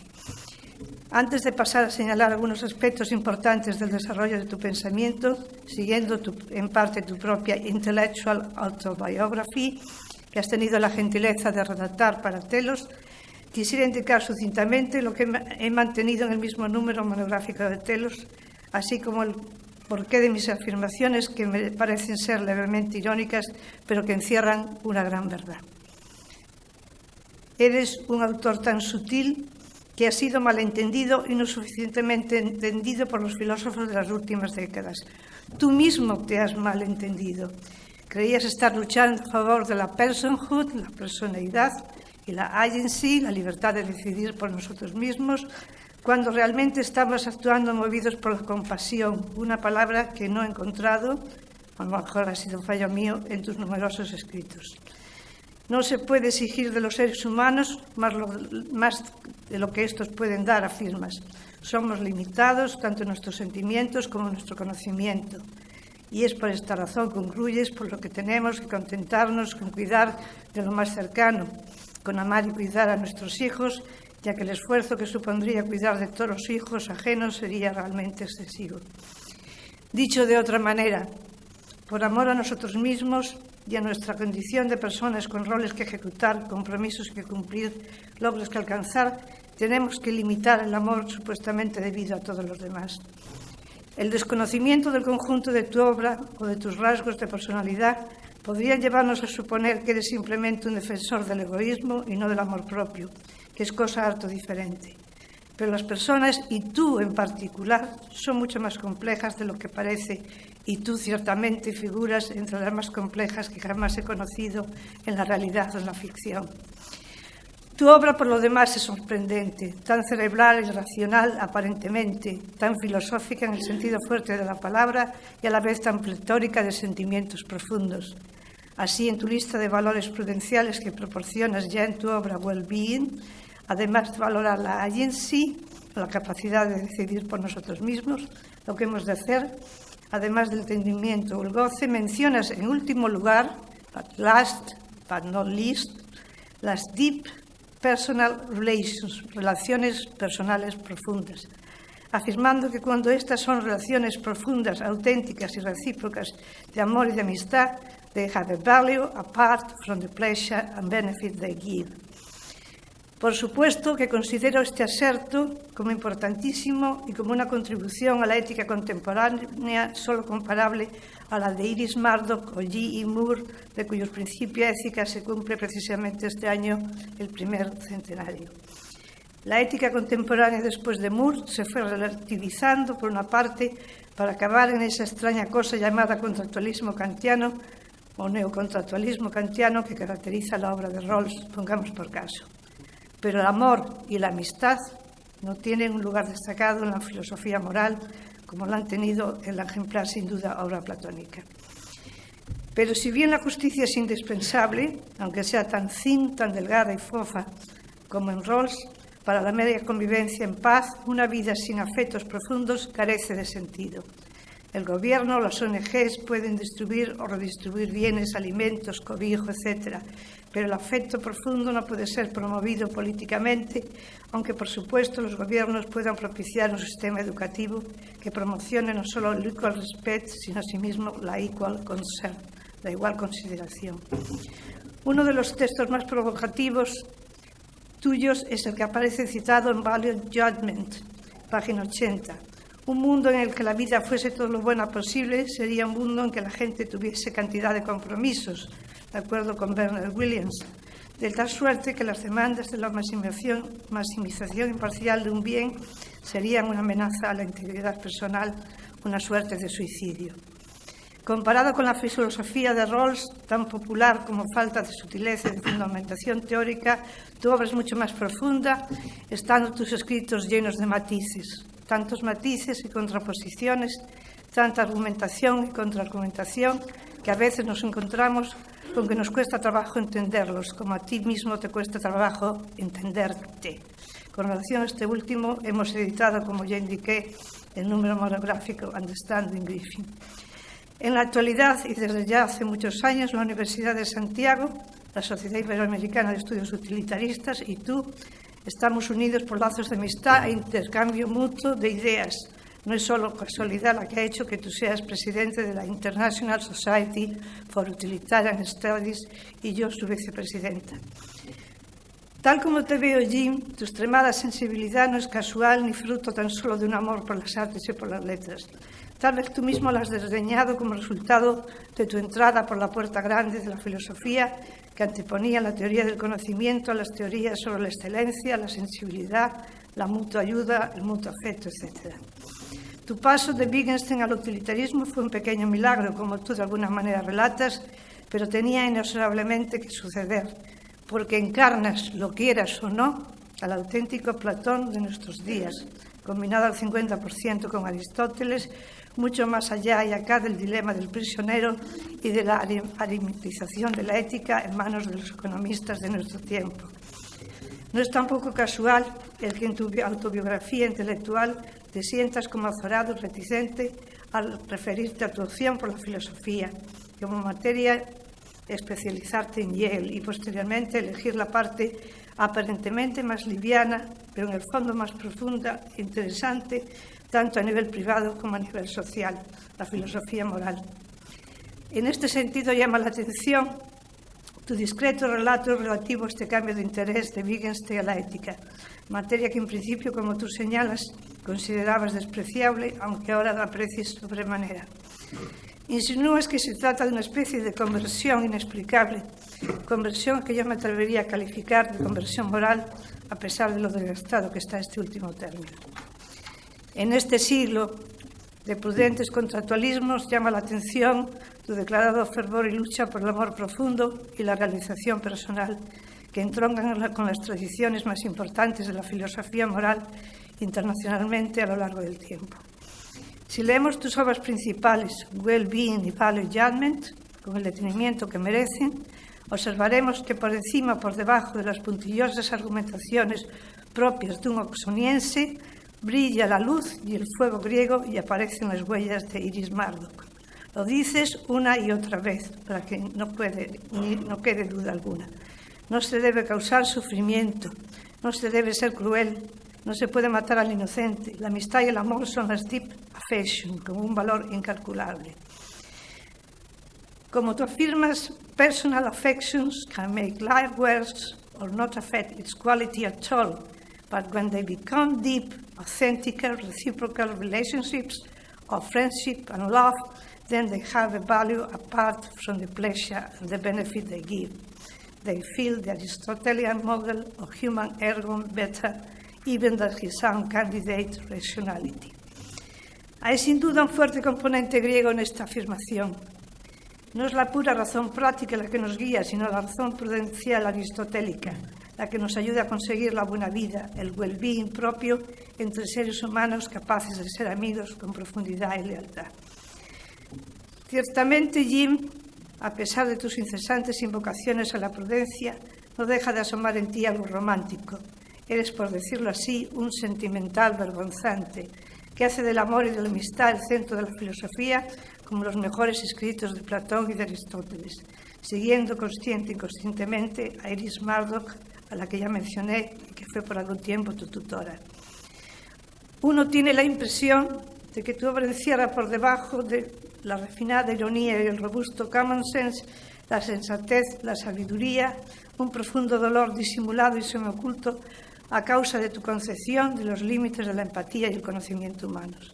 Hay cosas que en una sociedad progresista llaman la atención e incluso provocan el escándalo o la indignación, hasta que llegamos a la raíz de los asertos y al subsuelo donde radica tu sensibilidad.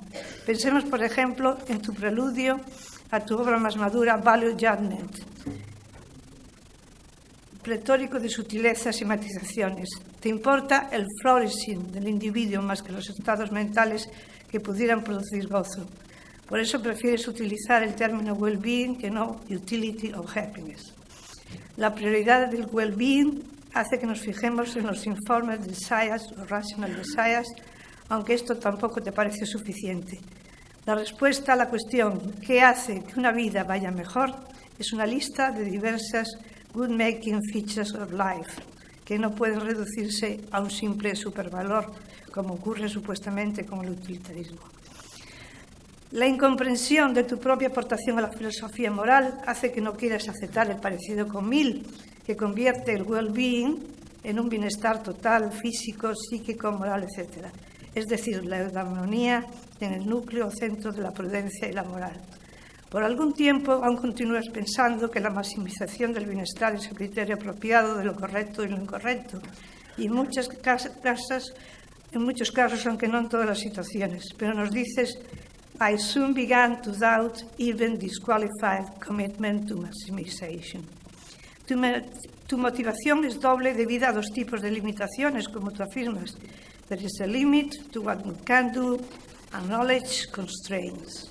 Por supuesto que estas limitaciones existen y que ha sido mérito tuyo haberlas puesto de relieve, pero personalmente tengo la esperanza de que llegarás a aceptar algún día las limitaciones más como un reto que como una imposición insuperable. Entre tantos y tantos méritos y aciertos de tu obra, puede pasar inadvertida una crítica somera pero acertada a Rawls, que apenas ha sido cuestionado a no ser por los comunitaristas. Dices tú, I was never persuaded by Rawls' view of justification in ethics. It is not that is wrong, but that it says far too little. Tu obra ya mencionada, Value Judgment, es sin duda una de las más importantes aportaciones a la ética contemporánea, tanto por lo que afirma, por lo que pone en tela de juicio, lo que duda, lo que cuestiona. A veces puede sorprender y hasta asustar, porque el realismo es muy extremo, a veces demasiado crudo. Así nos hablas del mito de the morally right answer. Frente a las ingenuidades de muchos de nosotros, desde Platón hasta nuestros días, podemos encontrar esta formidable afirmación que, sin embargo, es tarea de la ética futura comentar y contestar. Dices tú, but underlying positive law, we think there is an ideal form of law, moral law, but moral law is limited in much the same way and for the very same reasons as positive law. Uno no puede estar de acuerdo contigo al 100%, ni siquiera en ocasiones al 25%, pero lo que no puede hacer la filosofía moral contemporánea es no tomarte en serio. Taking Griffin seriously sería un buen título para una obra más que sobresaliente e interesante, como un reto con el que o contra el que hay que batallar. No eres un autor para ser simplemente estudiado, glosado, elogiado, o por lo menos no eres solo eso. Eres un reto. Eres la voz de algunas realidades muy duras debidas a nuestras limitaciones que no queremos oír. Una purga amarga que tenemos que tomar para limpiarnos. Eres un test, una prueba que tenemos que intentar superar para que la filosofía moral continúe a trancas y barrancas hacia ideales no imposibles sino realizables. Es tanto y tan bueno lo que dices que es imposible repasar brevemente tus aportaciones. Y es mucho también lo que ofreces para ser matizado y contrarrestado. A veces se diría, Jim, que juegas a ser tu propio detractor y por eso tus escritos se vuelven más y más complejos. Creo honradamente que nuestra relación de profunda amistad no va a deteriorarse, ni tu complicidad con la SIEU, tus aportaciones y tu apoyo, porque no te demos la razón en todo. Sabes muy bien que el disentir razonadamente nos hace más sabios y más creativos. A la manera de Kant puedes llegar hasta irritarnos con tu misericordia y no concesión a la ética basada únicamente en el bienestar. Pero desde luego eres indispensable y nunca nos dejas indiferentes. Diríamos que poco a poco te has hecho más radicalmente opuesto a la demagogia y en eso hemos de aplaudirte. En lugar de una ilusoria búsqueda de una solidaridad de boquilla, muestras sencillamente con naturalidad, no hay agresividad ni conformismo en ti, las limitaciones del ser humano.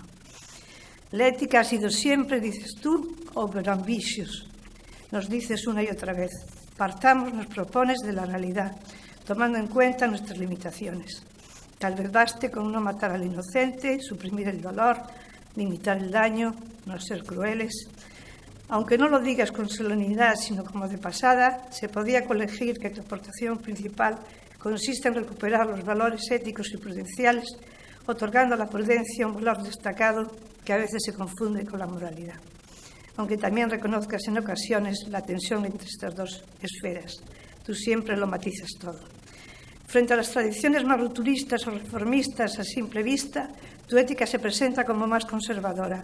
Pero en cualquier caso, aunque podíamos hablar horas y horas sobre el carácter más o menos rompedor, más o menos conservador de tu indudable espíritu liberal y liberador, en cualquier caso, repito, sería necio que te etiquetáramos como una u otra cosa y no atendiéramos a tu mensaje que tanto enriquece las aportaciones de la filosofía moral contemporánea y clásica.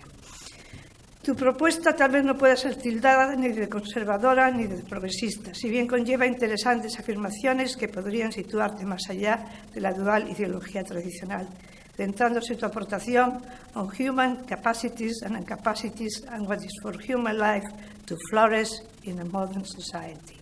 De una manera sucinta se podría resumir tu propósito como el promocionar la buena vida entendida de una manera realista, propósito objetivo que debiera de convertirse en el tema de la ética, lo que da sentido a nuestro filosofar y a nuestras vidas. Dicho con más precisión, se trataría de lograr un picture of what is good for a human agent to live a good life, among other agents, many of them strangers doing the same. Quieres huir de tu pasado crítico utilitarista, filutilitarista, utilitarista razonado, recualificado, pero la sombra de Mill, me temo, te persigue. Hume o Mill añadirían la empatía y su desarrollo máximo posible a tus conclusiones, mientras tú te circunscribes a una concepción intelectual del hombre con una destacada predilección por la personalidad, la personhood, el ser humano libre con planes de vida capaz de lograr su excelencia. Tal vez en tu próxima obra o en la siguiente morirás escribiendo tus nuevas e inéditas conclusiones. Tal vez en alguna de tus obras próximas haya un lugar destacado para la empatía. Pero si no lo hay, tampoco importa mucho. Tú eres, insisto, roca viva contra la que se estrellan nuestros proyectos más ingenuos o ilusionados.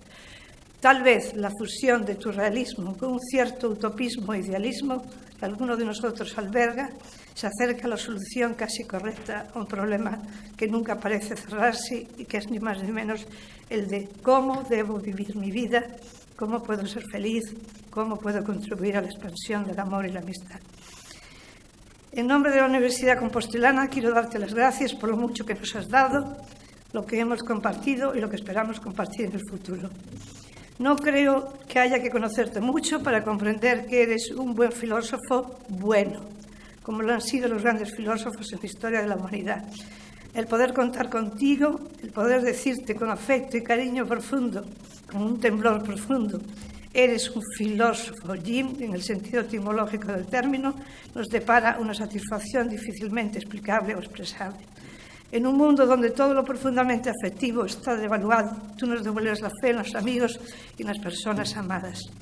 Tú nos enseñas a amar, Jim, empezando por nosotros, como tiene que ser, como es deseable que sea. Los elogios a tu obra son muchos e importantes. El reconocimiento universal de tu valía ha hecho que haya sido nombrado Adjunct Professor en la National University of Australia y Visiting Professor en la Rutgers University de Estados Unidos, entre otros múltiples nombramientos y distinciones a lo largo de tu currículum. Presidente de la Aristotelian Society, por poner un ejemplo. Para finalizar esta intervención, me he permitido elegir 2 breves comentarios a tu obra. El primero es de Monique Cantor-Sperber en The Times Literary Supplement. El segundo de A.W. Price on Philosophical Books. Para la filósofa de la Sorbona, Cantor-Sperber, tu libro Value Judgment merece la siguiente recomendación. Griffin's new book is impressive in the philosophical courage involved in his resolution not to be trapped in the stereotyped shapes of contemporary philosophical debates. He argues in a clear and conclusive way. O como dice de este mismo libro A.W. Price en Philosophical Books, se trata de una obra above all intelligent but also wise. Bienvenido a casa, amigo Jim. Welcome home, Jim, wise friend, wise amigo.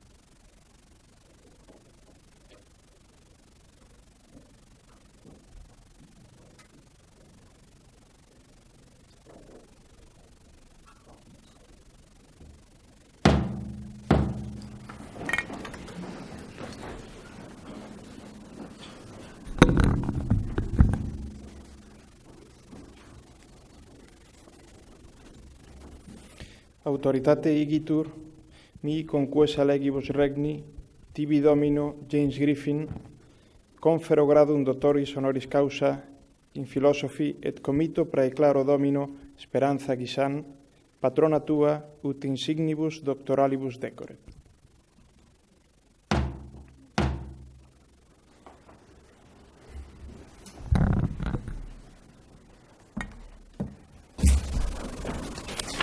Capem y acolate ubi dignitatis ornamenta et cedila institution maiorem potentatem intelligim.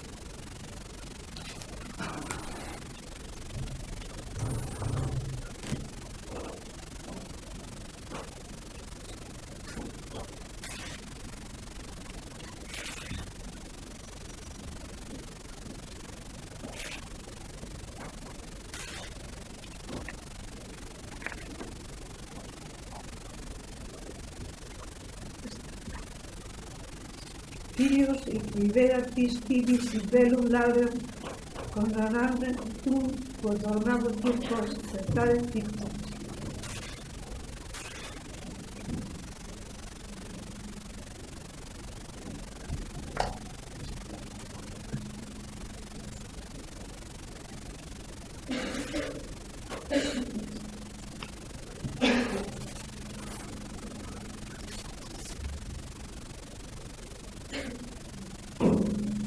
Filius et liberatis tibi, illo animum tecum reputanis literis et doctrina prestantius nubis sapientia nobilius, eius rei causa aureus annulum, quod olim primoris res publica insignar tibi defendum concedibus.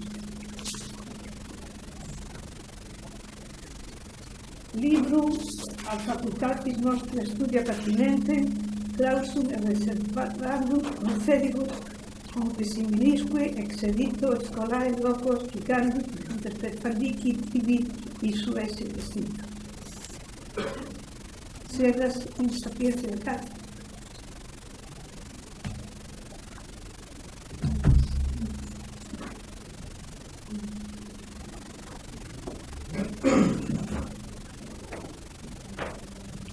Sedas Sapientia cátedra, in academia et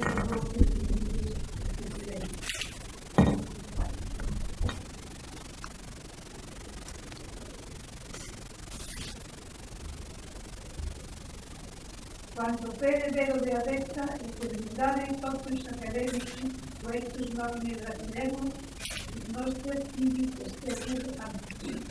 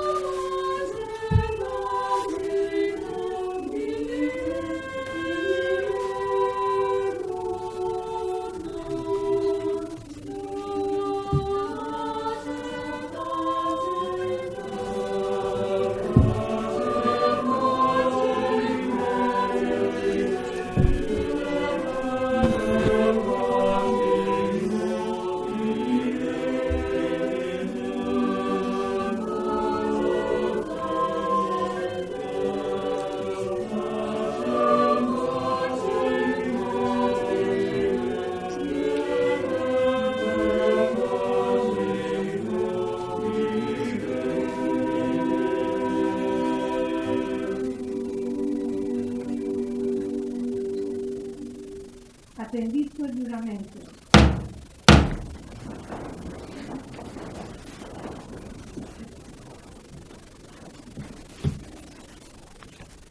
Jura sed implede quasi punto, semper ubi concustoris, jura privilegia et honore cuius universitatis e usque doctorum conservare, favorem et prudentem concedem praestare quoties foie requisitus, et eam usque doctores abomini calumnia verbo et opere defendere, Sitio et lector.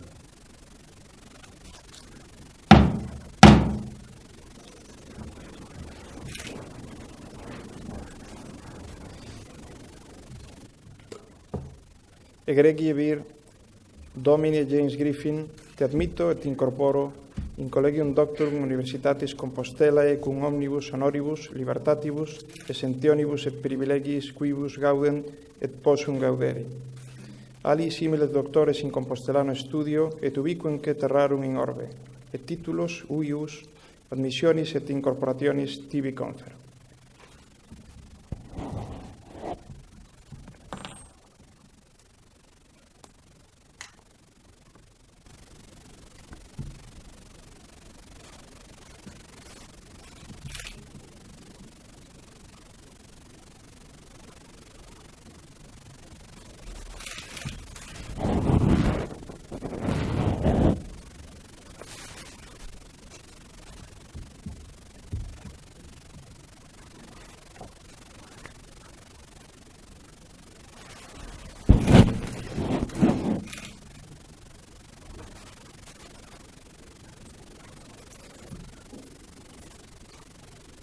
Et ego tibi omnibusque doctoribus gratias cum turnos viditissime agam.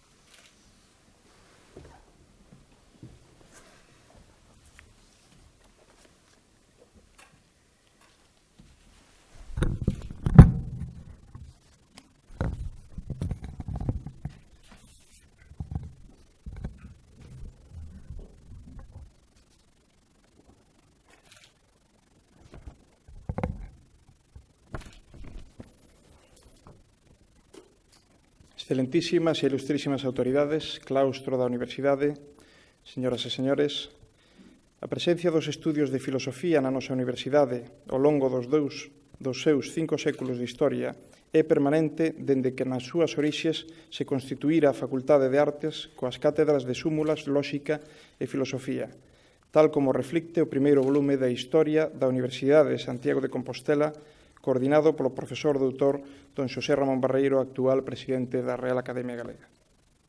Sen embargo, consonte a organización académica nas últimas décadas do ensino superior en España, non hai moito que os estudios de filosofía aparecen como título independiente na nosa universidade, e menos aínda desde a creación da Facultade de Filosofía.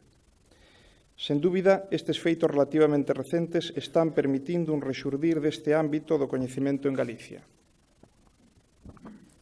Contribución singular que dende aquí se fai á nosa sociedade, a través da única das universidades galegas que oferta ditos estudios. Unha mostra da trascendencia destes estudios na nosa comunidade é precisamente este acto que hoxe nos reúne aquí para investir como doutores honoris causa os excelentísimos señores don John Corcoran e don James Griffin, e que se viu precedido no espacio da última década polo doutoramento dos filósofos don José Luis Aranguren, xa afinado, don Paul Ricoeur e don Pierre Aubin. Xunto co recoñecemento dos méritos que concurren en todas estas persoas, a nosa universidade quixo tamén transmitir, coa súa máis alta distinción académica, o agradecimento pola súa chega ás nosas aulas, os nosos estudiantes e os nosos docentes e investigadores. Os novos doutores atoparán hoxe unha facultade de filosofía que foi quen de superar o empobrecemento a que se viu sometida a reflexión crítica e con ela a filosofía en España e, polo tanto, en Galicia, dende a Guerra Civil ata a volta á democracia. Precisamente, o establecimento de vínculos con representantes contemporáneos relevantes do pensamento filosófico, como os doutores Griffin e Corcoran, supón unha importante contribución ao enriquecimento intelectual, educador e investigador da nosa alma mater. Hoxe existe un fondo bibliográfico en revistas e libros de filosofía certamente importante, onde ata hai apenas 20 anos só había arredor dun 100 de volumes. Fondo que se ve ampliado tamén con publicacións propias, entre elas dúas revistas de crecente e ben gañado prestixio, como son Ágora, Papeles de Filosofía e Telos. As dúas editadas polo noso Servicio de Publicacións e Intercambio Científico. Por certo, tamén estas revistas deixaron a súa chega ambos os dous novos doutores honoris causa, como xa reflectiron nas súas laudatios os seus padriños, os catedráticos don José Miguel Sagüillo e dona Esperanza Guisán, destacando o recente número monográfico que a vontade de comprender a Griffin foi publicado na revista Telos. A de Filosofía é unha facultade que engade o seu esforzo investigador o de organización de importantes reunións científicas, como organizada no marco das celebracións do 5º centenario da Universidade de Santiago de Compostela, que con carácter de Congreso Internacional xuntou máis de 200 participantes, entre os que estaba como relator o doutor Corcoran e que deu lugar á publicación dos relatorios baixo o título Truth in Perspective, Recent Issues in Logic, Representation and Ontology, volume coordinado polos nosos profesores Martínez, Rivas e Villegas. O simposio que nos próximos días terá lugar no Centro de Estudios Avanzados en honor, precisamente, do propio profesor Corcoran. O traballo realizado durante estes anos, intenso e importante, debe ter continuidade, xa que os tempos nos que vivimos requiren de todos nós anovados esforzos. Temos novos retos aos que responder, como son a progresiva disminución de estudiantes nas universidades do Estado, a reforma dos plans de estudio requerida pola harmonización do ensino superior no espacio europeo, a creciente exixencia externa e interna á nosa institución por conseguir maiores cotas de calidade nos diferentes ámbitos de actuación. A reflexión feita pola comunidade universitaria dos campus lucense e compostelán deixounos un valioso instrumento a través do Plano Estratégico 2010, que debe ter agora continuación e concreción nas diferentes unidades estruturais da Universidade de Santiago de Compostela, e entre elas, moi especialmente, os centros e departamentos. Nesa liña, tamén a facultade e os departamentos de Filosofía, Antropoloxía Social e Lóxica e de Filosofía Moral teñen que formular obxectivos realistas, pero tamén ambiciosos e medidas para acadalos. Obxectivos que supoñan unha mellor resposta ás demandas que fai a sociedade en xeral e, en primeiro lugar, a sociedade galega. Doutores Corcoran e Griffin, en breves instantes entrarán no noso claustro e os seus retratos engadiranse a esa galería de 46 ilustres que recibiron dende o ano 1980 o seu doutoramento honoris causa pola Universidade de Santiago de Compostela. Unha galería formada por fotografías que se dispoñen de forma ordenada sobre a branca parede e que foi inaugurada en abril de 1998 como modesto, pero cariñoso e sincero, recordatorio daquelas persoas que a nosa universidade acolle no seu claustro como doutores honoris causa, a máis prezada das súas distincións académicas. Galería de recordatorios que nos fai ter presente, en forma de testemunha gráfica, a quen, a vos seguro, tamén terá para sempre na súa lembranza a Universidade de Santiago de Compostela. Por certo, pasada esa galería, no espacio aberto camiño do Colexio de Fonseca, a través dun paso interior no que o ceo está parcialmente oculto por unha pérgola tan fea como socorrida nos moitos días de choiva, poderán ver á súa esquerda o nexo de unión entre os nosos máis emblemáticos, históricos e singulares colexios, San Xerome e Fonseca.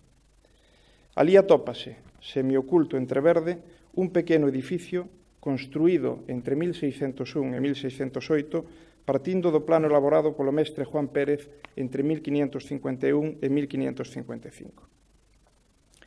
Un edificio de balcón corrido no primeiro andar e que foi sede ata hai ben pouco tempo do Instituto de Estudios Galegos Padre Sarmiento, entonces Instituto do Consejo Superior de Investigaciones Científicas, CSIC, e hoxe Instituto Mixto do CSIC e da Xunta de Galicia, con sede en San Roque. As pedras do edificio, pretas unhas das outras, non están tanto que impidan que entre elas avancen cara ao ceo ervas e arbustos de moi diverso tipo e porte. Eses son, hoxe, os seus habitantes, porque o seu interior está espido de vida, húmedo, frío e en silencio. A nosa universidade leva moito tempo intentando recuperar o que foi seu de berce e despois lle foi arrincado. Un 1 de marzo de hai xa 4 anos parecía abrirse unha fiestra de luz cando se asinou un protocolo de intencións entre os entonces presidente do CSIC e o rector da Universidade de Santiago de Compostela. No dito documento maniféstase a vontade dos que comparecen de que o edificio, e cito textualmente, pase a ser compartido por ese organismo, o CSIC, e pola Universidade, a nosa, de Santiago de Compostela, cando o expresado instituto se traslade aos novos locais que a Xunta de Galicia está rehabilitando para a súa sede no convento de San Roque na cidade de Santiago de Compostela.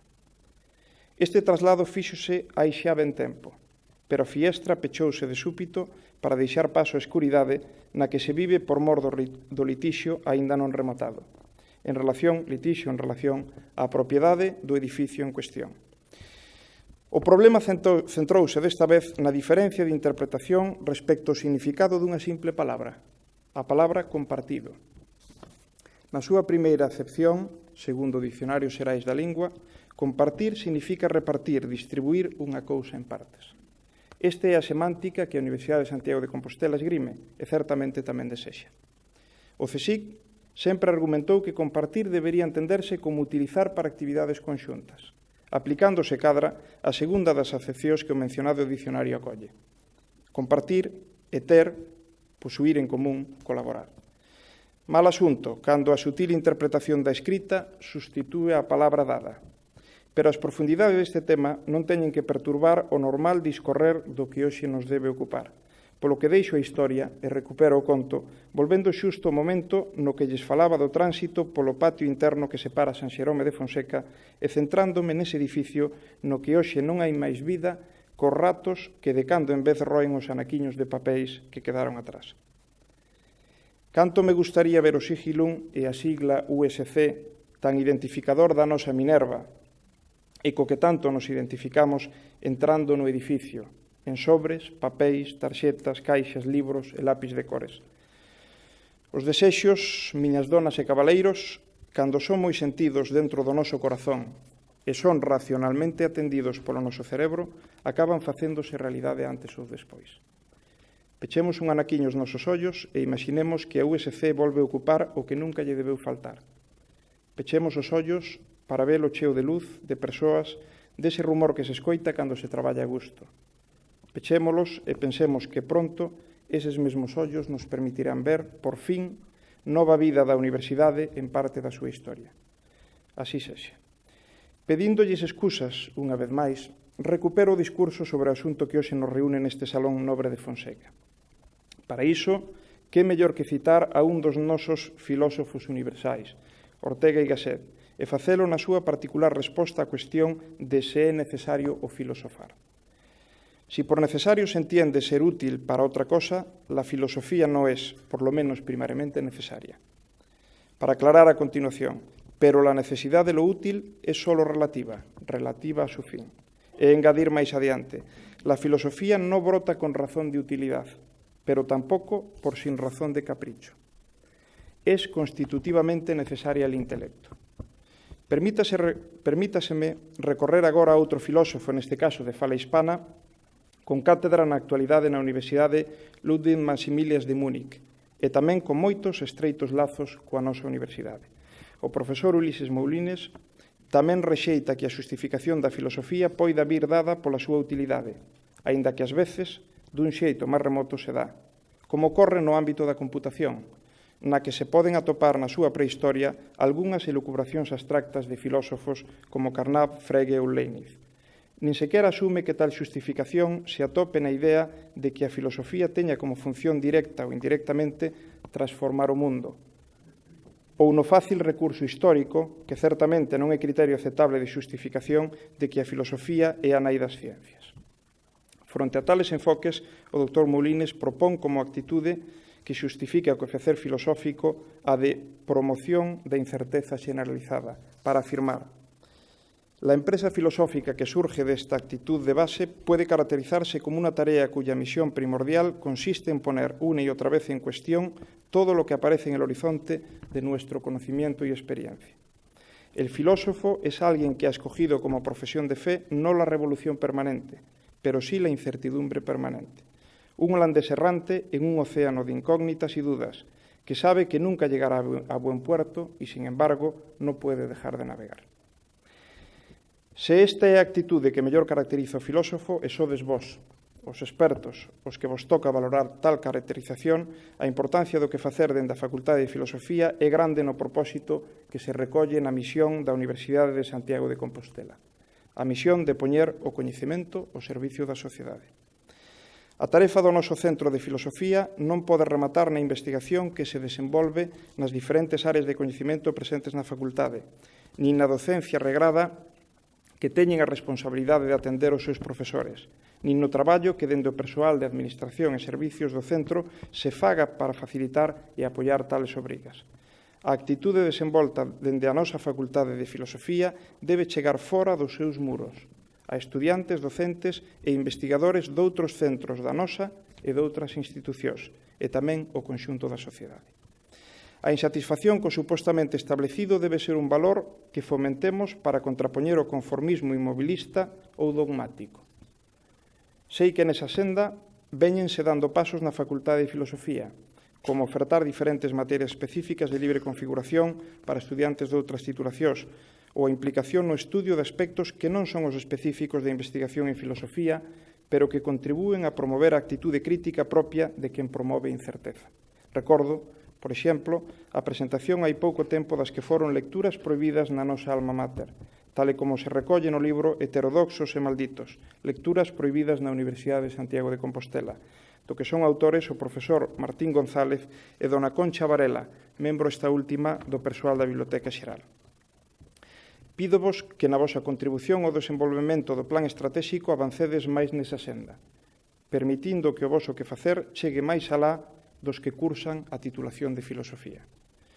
Remato as miñas palabras felicitando os novos doutores honoris causa e tamén pedíndolles a eles que sigan velando por esta universidade, que xa é a deles. Parabéns á Facultade de Filosofía, que hoxe ten sobradas razóns para estar de celebración, en particular o Departamento de Lóxica e Filosofía Moral e as súas áreas de coñecemento, Lóxica e Filosofía da Ciencia e Filosofía Moral, coas que están particularmente vinculados os hoxe distinguidos profesores doutores don James Griffin e don John Corcoran. Vixe.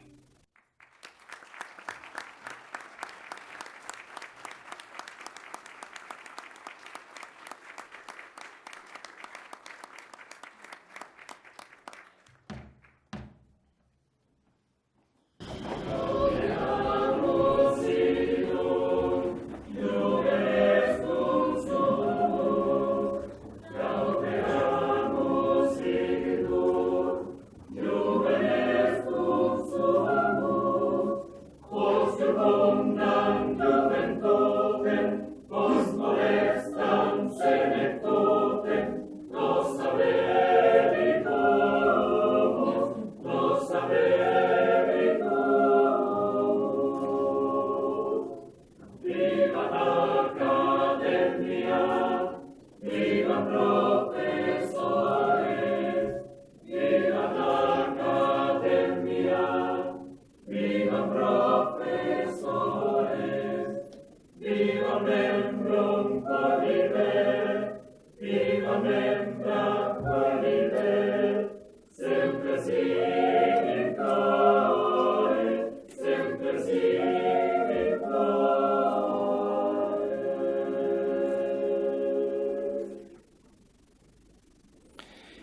Conclúe así este acto de investidura dos dous novos doutores honoris causa.